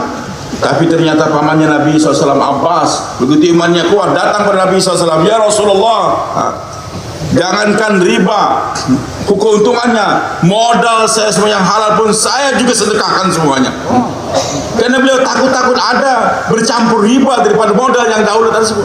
Itu kekuatan dan imannya para sahabat radhiyallahu anhu. Nah, hadirnya melakukan Allah Subhanahu wa taala.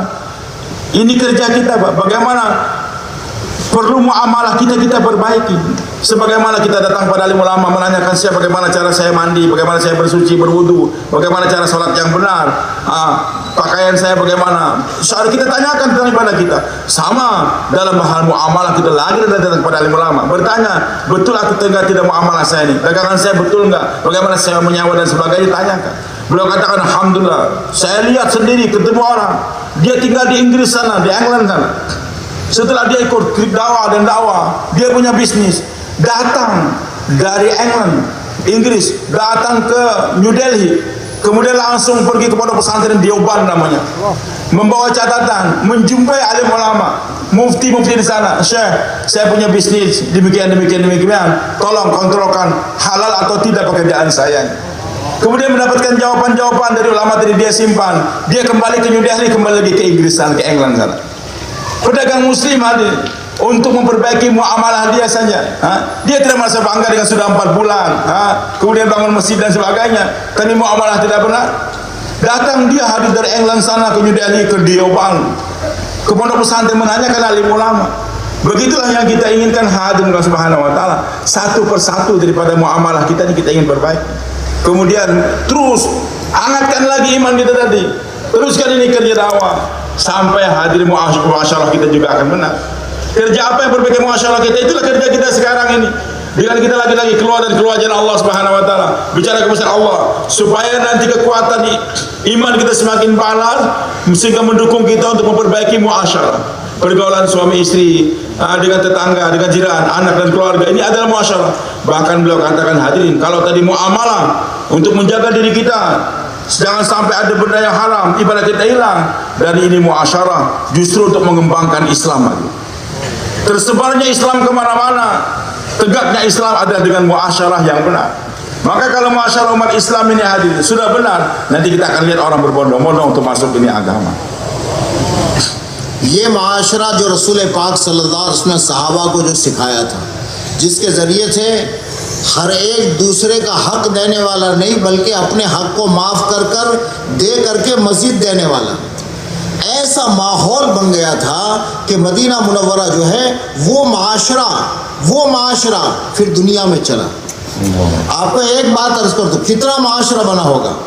ایک صحابی رضی اللہ تعالیٰ عنہ نے ایک صحابی کا مکان خریدا 80,000 میں، خرید لیا، بات ہو گئی، رقم دے دی، ان کی جو گھر کی رقم 80,000 تھی وہ دے دی، اور انہوں نے یہ کہا کہ میں 2 دن میں اس کو خالی کر کے آپ کو حوالے کر دوں گا۔ ٹھیک، ہر ایک اپنی اپنی جگہ پر۔ رات کو عشاء کی نماز کے بعد خریدنے والے جو صحابی، اسی محلے میں ان کا مکان تھا، وہ آئے تو دیکھا کہ محلے کے کسی گھر سے عورتوں کے رونے کی آواز آ رہی۔ گھر میں گئے، گھر میں جا کر کے گھر والوں سے پوچھا کہ بھئی کیا ہے، خیریت ہے، محلے میں کیا ہوا؟ کہیں سے رونے کی آواز آ رہی۔ کہاں پر؟ ان کا وہاں پر۔ وہ اندر گئی، جا کر کے تحقیق کر کے آئے۔ کیا ہے کا مسئلہ یہ ہے کہ وہ گھر والوں ہے سال سے اس گھر میں رہتے تھے، اپنی کسی مجبوری کی وجہ سے گھر بیچ دیا ہے تو اس گھر کو چھوڑنا پڑ رہا ہے، تو اس پر بچے رو رہے ہیں۔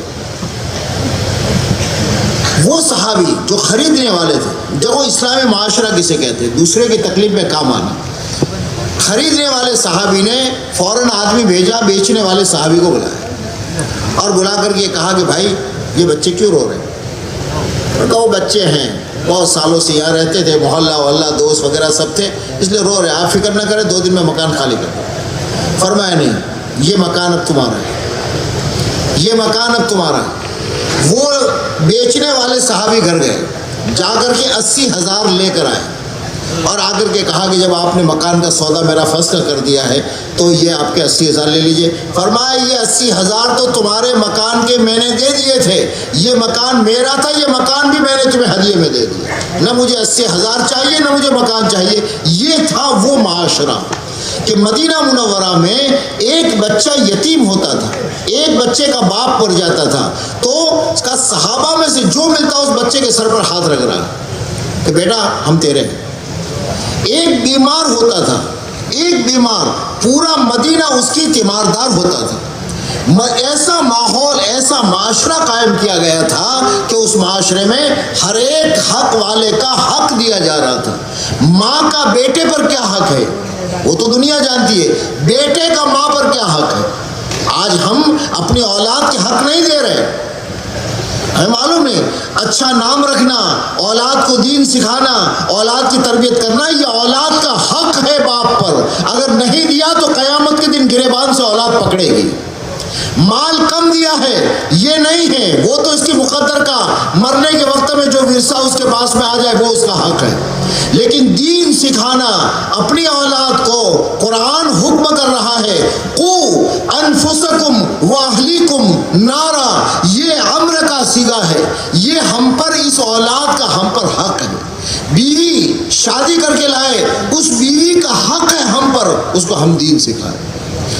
हमारी बहनों का हम पर हक है, क्या माल नहीं, माल तो मुकद्दर का मिल जाएगा, इनको दीन सिखाना, दीनी तरबियत करना, ये हमारा हक है। दीन जब आएगा माशरा कायम होगा, जब माशरा कायम होगा तो हर आदमी चैन से होगा, और दुनिया का जो इंसान भी इस माशरे को देखेगा वो इस ईमान में दाखिल होकर के इस माशरे का फर्द बन जाएगा। Maka Rasulullah SAW telah membentuk muasyarah yang benar, yang baik, yang benar di Madinah, dan diajarkan kepada para sahabat untuk bermuasyarah yang benar, sehingga suasana muasyarah Islamiyah yang benar di kota Madinah tersebar seluruh permukaan dunia ini. Jadi setiap orang yang datang ke kota Madinah melihat muasyarah yang benar, yang baik, pergaulan yang indah di kalangan para sahabat, mereka dalam waktu yang singkat masuk Islam. Bagaimana hadir muasyarahnya para sahabat satu sama lain? Bukan cuma mereka itu istilahnya menunaikan kewajiban saja, bahkan mereka mau mengorbankan hak mereka, dia korbankan untuk orang lain. Mereka tidak menuntut hak, bahkan hak mereka pun bisa dikorbankan. Bukan sekedar memaafkan saja, bahkan berbuat baik kepada berbuat yang tidak baik kepada mereka. Beliau katakan satu orang sahabat, dia beli rumah, harganya 80.000 dirham. Setelah dibeli, bayar, maka kata pemilik rumah tadi, baik, nah sudah selesai, tapi masih ada benda-benda di rumah saya, nanti insya Allah 2 hari akan datang, nah, kamu akan ambil rumah, saya akan kosongkan. Sudah selesai, masing-masing pulang. Kemudian malam hari, ini pembeli tadi dia berjalan di lorong-lorong kota Madinah, ternyata ada suara tangisan anak kecil, perempuan. Dia pikir dari mana tangisan, dia dekat, katanya itu rumah sebelah itu. Kenapa itu anak menangis? Itu anak menangis karena dia mendengar ayahnya akan pindah. Ini rumah sudah dijual, sedangkan itu anak kerasan tinggal di rumah tadi, dan mendengar ayahnya mau menjual rumah, dia menangis dan menangis karena akan pindah rumah. Kemudian hadir Allah Subhanahu wa taala. Dia panggil penjual tadi ke rumah dia, saudara, anak kamu menangis kenapa? Dia katanya biasa anak kecil bermain-main dengan tetangga-tangga, dia pun menangis. Dia katakan saudara tidak. Ini uang apa? Dia katakan saya tidak jadi apa, bahwasanya kamu tidak usah pindah rumah. Uang yang tadi sudah saya sudah beli ini rumah, saya hadiahkan lagi kepada kamu. Saya berikan pada kamu. Kamu tetap tinggal, nggak usah pindah dari sini. Maka dia pun pulang ke rumah. Dia ambil uang tadi oleh yang penjual. Dia datang ke rumah itu sahabat, wahai saudara, rumah tidak jadi, kamu sudah kembalikan, nggak jadi dibeli. Sekarang ini uang saya kembalikan kepada kamu. Karena rumah tidak dikembalikan kepada dia, maka uang pun dikembalikan. Dia katakan saudara tidak. Itu rumah kan sudah milik saya. Saya hadiahkan kepada kamu. Ini uang adalah uang kamu juga. Kalau mau dikembalikan saya hadiahkan kepada kamu juga. Itu hadir hebatnya para sahabat Nabi radhiyallahu anhu. Enggak berdiam, mau menghadiahkan lagi itu uang. Begitu pula hadir Allah Subhanahu wa taala. Beliau katakan dari cerita berikutnya, kalau ada di Madinah satu anak yatim perempuan, yatim satu orang, tapi semua para sahabat pada letakkan memegang kepala itu anak yatim. Wahai anakku, aku adalah ayahmu. Jadi satu anak yatim, seluruh orang Madinah memikirkan itu anak. Satu orang sakit, maka semua memikirkan bagaimana kesembuhan itu orang. Begitulah muasyarah yang ditegakkan oleh Nabi SAW di kota Madinah. Dari muasyarah ini orang melihat berbondong-bondong untuk masuk agama Islam. Nah inilah hadirin kerja dakwah kita ini. Bagaimana hari demi hari kita ingin, bukan sampai kita 4 bulan sudah selesai, saya sudah cari rumah baru, tidak. Itu adalah sarana. Tujuannya adalah sebagaimana petani tadi beliau katakan, dia menyirami kebun dia, sirami kebun dia. tumbuh, sirami terus. Orang bilang ini orang-orang gila. Wahai saudara, kamu nyiram kebun kamu ini sekarang berbuah, kapan panen? Saya nggak berhajat kepada panen. Yang penting saya siram terus. Ini berarti petani yang gila. Sama dakwah keluar terus keliling mana-mana, ke negara jauh mana-mana, tapi ternyata Islam tidak disempurnakan. Itu seperti orang gila, pekebun yang jadi gila tadi. Mudah-mudahan jangan ada jadi orang gila, insyaallah, amin. मेरे दोस्तों और भाइयों, ये चारों चीज़ें जब ज़िंदगी में आ जाएगी, ईमानियात, इबादात, मामलात, माशरत, ये एक दरख्त तैयार हुआ, फिर उससे फल निकलेंगे, वो है अखलाक। ये अखलाक जब ईमान वाले की ज़िंदगी में आएंगे तो ये अखलाक कट्टर से कट्टर इंसानों के क़ुलूब को बदल देंगे और लोगों की ज़िंदगियों में ये दीन दाखिल होगा। दुनिया में तमाम अंबिया किराम अलैहिस्सलाम को अल्लाह जल शानहू ने जहाँ दावत की मेहनत दी, वहाँ अखलाक आला पैमाने के दिए। अखलाक के रास्ते से दीन दुनिया में आया है। Jangan ada yang keluar, tahan kita, insyaallah. Kita hormati yang bayan, Pak. Tahan saja insyaallah. Sabar, jangan अखलाक जिंदगी में, इसलिए ये अखलाक आएंगे, ये पूरा दीन जिंदगी में आएगा। मेरे दोस्तों, ये मुतालबा है किसका? अल्लाह जल शानहू का, या अय्युहल्लज़ीना आमनु उद्खुलू फिस्सिल्म काफ़ा।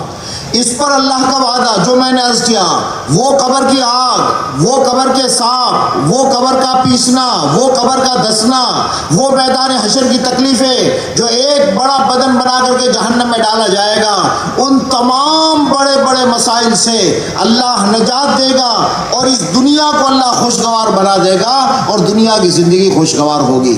इसके लिए इस दीन को ज़िंदगी में ला देने के लिए रसूल पाक सल्लल्लाहु अलैहि वसल्लम ने अपनी उम्मत को यतीम नहीं छोड़ा।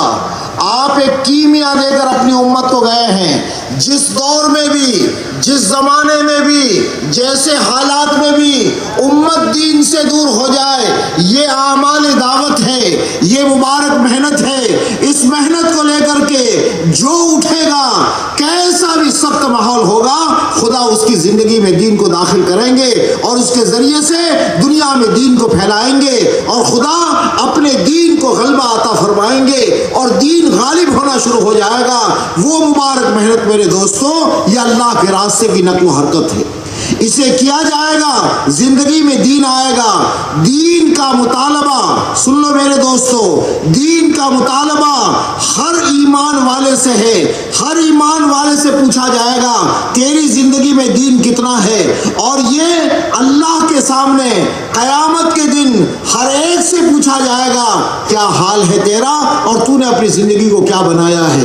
ये दीन का जिंदगी में लाना, चाहे हम मौलवी साहब हो, चाहे कारी साहब हो, चाहे हाजी साहब हो, चाहे मिनिस्टर साहब हो, चाहे वकील साहब हो, चाहे डॉक्टर साहब हो, चाहे सॉलिसिटर साहब हो, चाहे मास्टर साहब हो, और चाहे दुनिया का कोई भी इंसान हो, इसकी जिंदगी में कामयाबी के लिए दीन का जिंदगी में लाना उम्मत के हर फर्द पर फर्ज है। और हर एक को दीन लाने के लिए मेहनत मोहम्मद रसूलुल्लाह सल्लल्लाहु अलैहि वसल्लम ने अता फरमाई है। इस मेहनत में इसे चलना होगा, इस मेहनत में अपने को बिठाना होगा, तालीम के हलकों में जमना होगा, अल्लाह की राह में निकलना होगा, इनफरादी इज्तिमाई दावत देनी होगी, ये दी जाएगी और अल्लाह से मांगा जाएगा। अल्लाह ने इस मेहनत में वो तासीर रखी है कि खुदा अफराद की जिंदगियों को बदलता है, कौमों की जिंदगियों को बदलता है, मुल्कों की जिंदगियों को बदलता है और पूरी मिल्लत के रुख को बदल देता है। ये मेहनत खाली बराए मेहनत नहीं है, इस मेहनत को किया इसलिए जाएगा ये 5 शोबे मेरी जिंदगी में आ जाए, इसके लिए मेरी जान, मेरा माल लगेगा।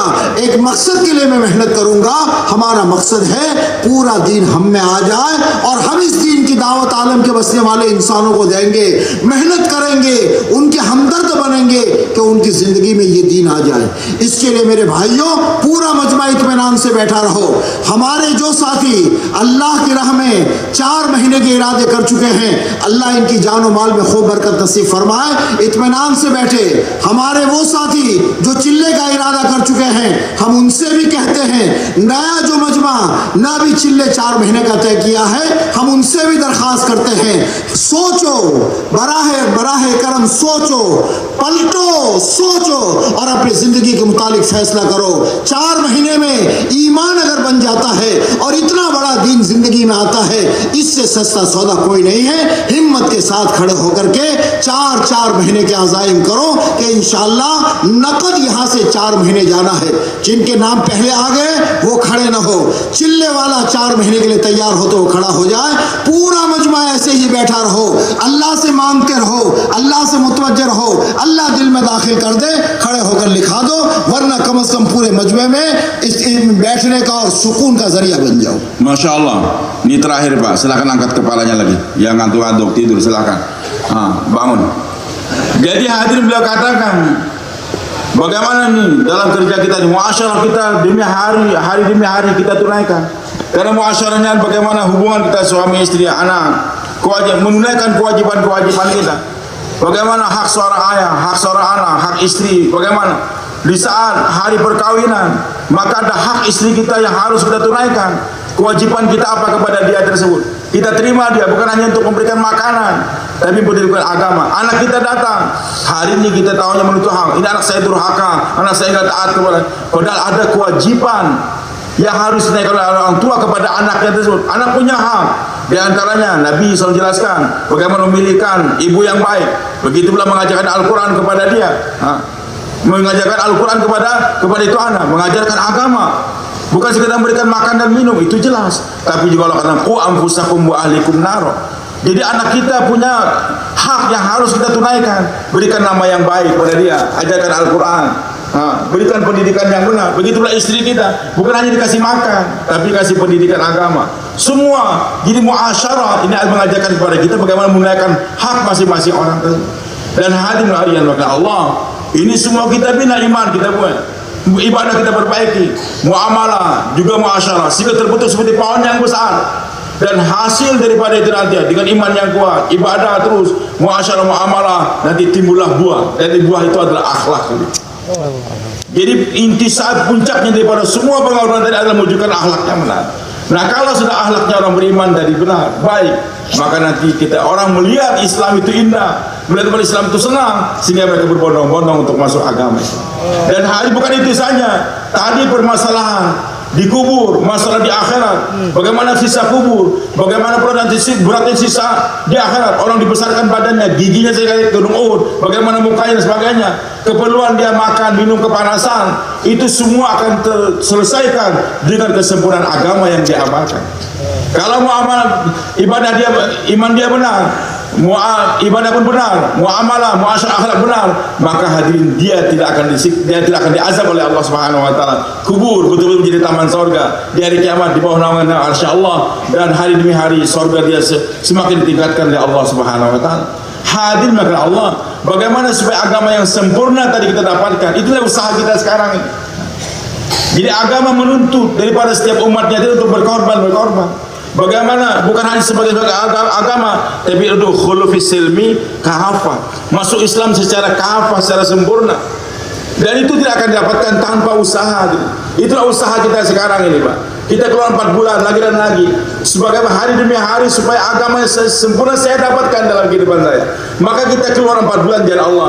Berapapun uang yang kita gunakan, dalam 4 bulan tadi terjadi perubahan sehingga iman kita meningkat, ibadah kita baik, nanti muasyarah, muamalah, akhlak jadi baik. Itu adalah benda yang kecil, murah sekali hadirin. Nah, hanya waktu 4 bulan uang kita gunakan tapi untuk mendapatkan kebahagiaan yang hakiki di dunia dan di akhirat, maka itu murah sekali. Bahkan nyawa kita pun kita korbankan juga untuk mendapatkan agama sehingga kita selamat daripada api neraka. Ini adalah benda yang murah kita gunakan. Hadirin yang melakukan Allah Subhanahu wa taala. Jadi kesusahan-kesusahan di akhirat tidak akan terselesaikan kecuali dengan agama yang kita amalkan. Kita memang bergerak tujuannya agama. Tambah lagi kita gerak tadi supaya agama sedikit mencapai kesempurnaan agama 5 tadi. Sehingga di dunia akan dimuliakan oleh Allah, membuka pintu hidayah buat orang lain, dan kita di akhirat dibahagiakan oleh Allah Subhanahu wa taala. Maka beliau katakan di malam terakhir daripada pertemuan kita ingin semua nih supaya terjun dalam usaha ini agama, sehingga agama disempurnakan oleh Allah Subhanahu wa taala. Dan kita niatkan semua bagaimana saya buat usaha iman sehingga Islam secara kafah saya dapatkan. Bersedia tuan-tuan insyaallah. Insyaallah. mereka yang sudah mendaftarkan 4 bulan, jangan bangun lagi, tetap duduk. Yang lain jangan berdiri sampai selesai majelis. Kita minta malam hari ini bagi mereka yang belum mencatatkan namanya 4 bulan ataupun sudah mencatatkan nama 40 hari tapi ingin 4 bulan, maka silakan berdiri sekarang. Silakan bangun Pak. Yang belum mencatat हिम्मत के साथ saja. उठो, अल्लाह जल शानु जिंदगी बनाएंगे। Maka bangun dengan semangat, nanti Allah akan bentuk hidup kita ini. दीन आएगा मेरे दोस्तों, तो दीन जिंदगियों में बहारें लेकर आएगा।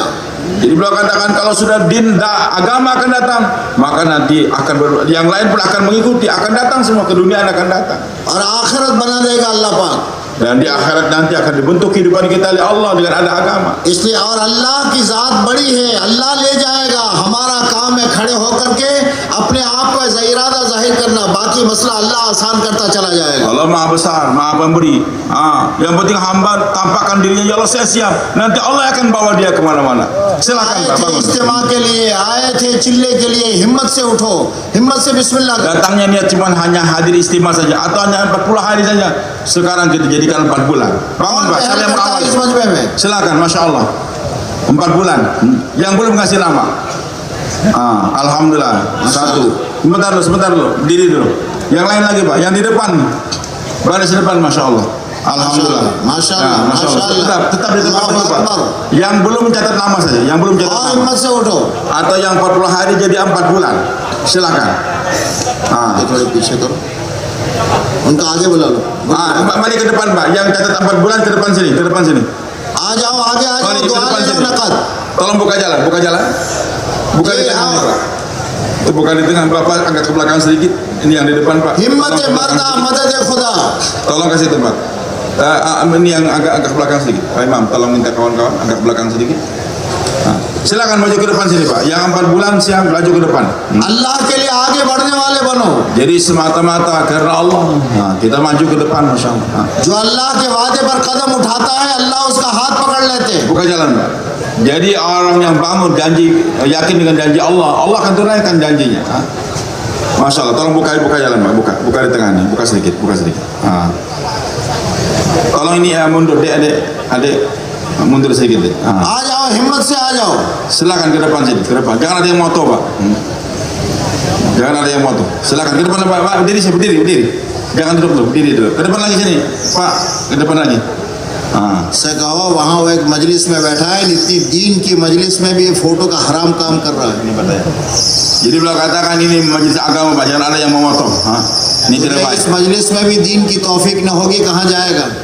Beliau katakan kalau kita dalam majelis agama tidak diberikan taufik mengamalkan agama, bagaimana tempat yang lain lagi? Silakan. Yang 4 bulan. बैठो। Silakan. और आओ हिम्मत से। Baru 5 Pak, yang lain lagi.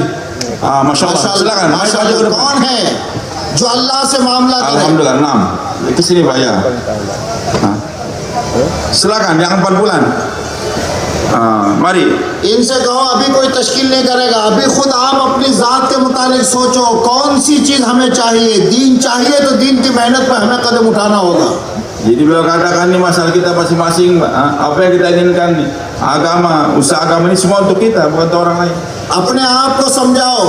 Ini hendaklah kita pahamkan ini untuk saya sendiri, bukan untuk yang lain, tidak. अल्लाह का वादा है, अल्लाह उस दीन की मदद करने वाले की खुदा मदद करेगा। Jadi janji Allah, in tansuru yansurkum. Kalau kamu bantu agama Allah, Allah pasti bantu kamu. रोजाना सुबह सूरज तुलू होता है तो एक फरिश्ता कहता है अल्लाहुम्मा आते मुमसिकन खलफा, अल्लाहुम्मा आते मुनफिकन खलफा। दूसरा कहता है अल्लाहुम्मा आते मुमसिकन तलफा, ए अल्लाह तेरी राह में जो लगावे उसको और दे। दूसरा कहता है जो रोके उसके माल को बर्बाद कर। Nabi sabdakan setiap matahari terbit di pagi hari, maka bersama dengan terbitnya matahari 2 orang malaikat mendoa. Yang satu katakan Allahumma ati munfiqan khalafa, ya Allah kepada orang yang suka berinfak kasih ganti dia. Yang kedua mendoa Allahumma ati mumsikan talafa, ya Allah kepada orang suka menyimpan, enggak mau menyumbangkan, enggak mau berinfak, hancurkan hartanya. कौन है खरीदार? पहले से तैयार होने वाले तो बहुत थे, यहाँ आए हैं, बयान में आए हैं और कोई इरादा नहीं, नकद उठ रहे हैं। नकद उठने वाला नकद अल्लाह की मदद को देखता है। Siapa lagi Pak yang akan berinfak, maksudnya untuk berkorban untuk agama, cash untuk Allah Subhanahu, yang tadinya niat hanya untuk datang istimewa saja, tapi langsung dia berangkat 4 bulan. Silakan. Bangun lagi Pak. Yang di depan lagi Masya Allah. Yang depan, yang di tengah. Masya Allah, Alhamdulillah. Maju ke depan deh. Langkah-langkah Anda mendekatkan diri Anda kepada Allah. Semoga dapat istri yang soleha, anak hafiz Quran semua, cucunya juga Insya Allah. Yang alim. Silakan Pak. हर जगह से हर शादी अपने को maju depan deh. Terus. Masya Allah. Alhamdulillah. Silakan maju Pak. इस तरफ से भी आओ, ये मजमा भी सोचो, फैसले करो जिंदगी Terus depan sini. Masya Allah. Alhamdulillah. Yang lain lagi Pak. Terus Pak.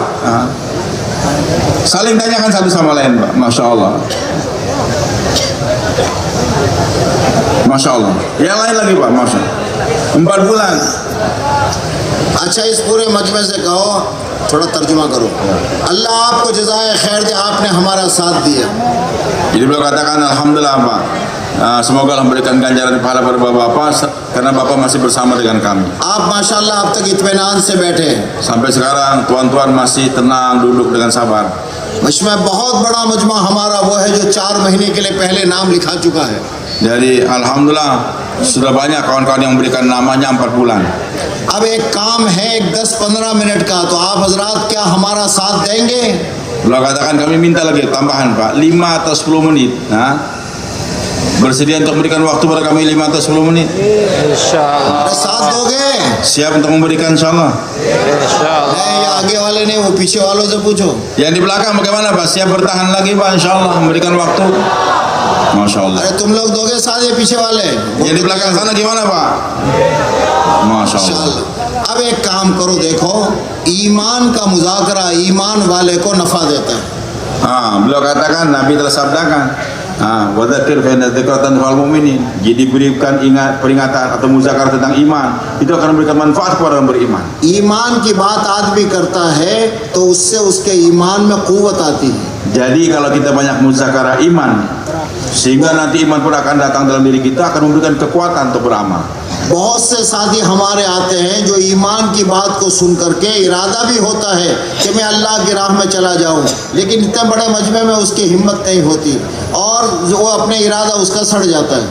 Banyak kawan-kawan ini yang datang di sini hanya untuk istimewa saja, tapi mendengarkan bayan, semangat, ingin bergerak, tapi kadang-kadang dia ada rasa malu untuk berdiri di depan orang banyak. इसलिए मेरे दोस्तों 5-5 आदमियों के यहाँ से लेकर आखिर तक हल्के बनाओ, एक दूसरे को तैयार करो 4 माह नकद के लिए। वो तैयार हो जाए उसको हमारे पास भेज दो। एक 10-15 मिनट के लिए ज़रा इस अमल को पूरा मजमा एक साथ कर लो, एक साथ सब ईमान बोलोगे, अल्लाह की रहमत मुतवज्जह हो जाएगी। Maka kita minta Pak, dari depan sampai belakang, termasuk yang berdiri-diri juga Pak, buat 5 halaqah, semua kita bicara masalah kebesaran Allah, kebesaran iman, supaya iman kita semakin kuat, rahmat Allah pun akan Allah curahkan kepada kita. Sehingga muzakarah 5 tadi, nanti yang bersedia untuk 4 bulan kirimkan kemari. Sekarang dari depan sampai ke ujung sana, tolong buat halaqah 5 Pak.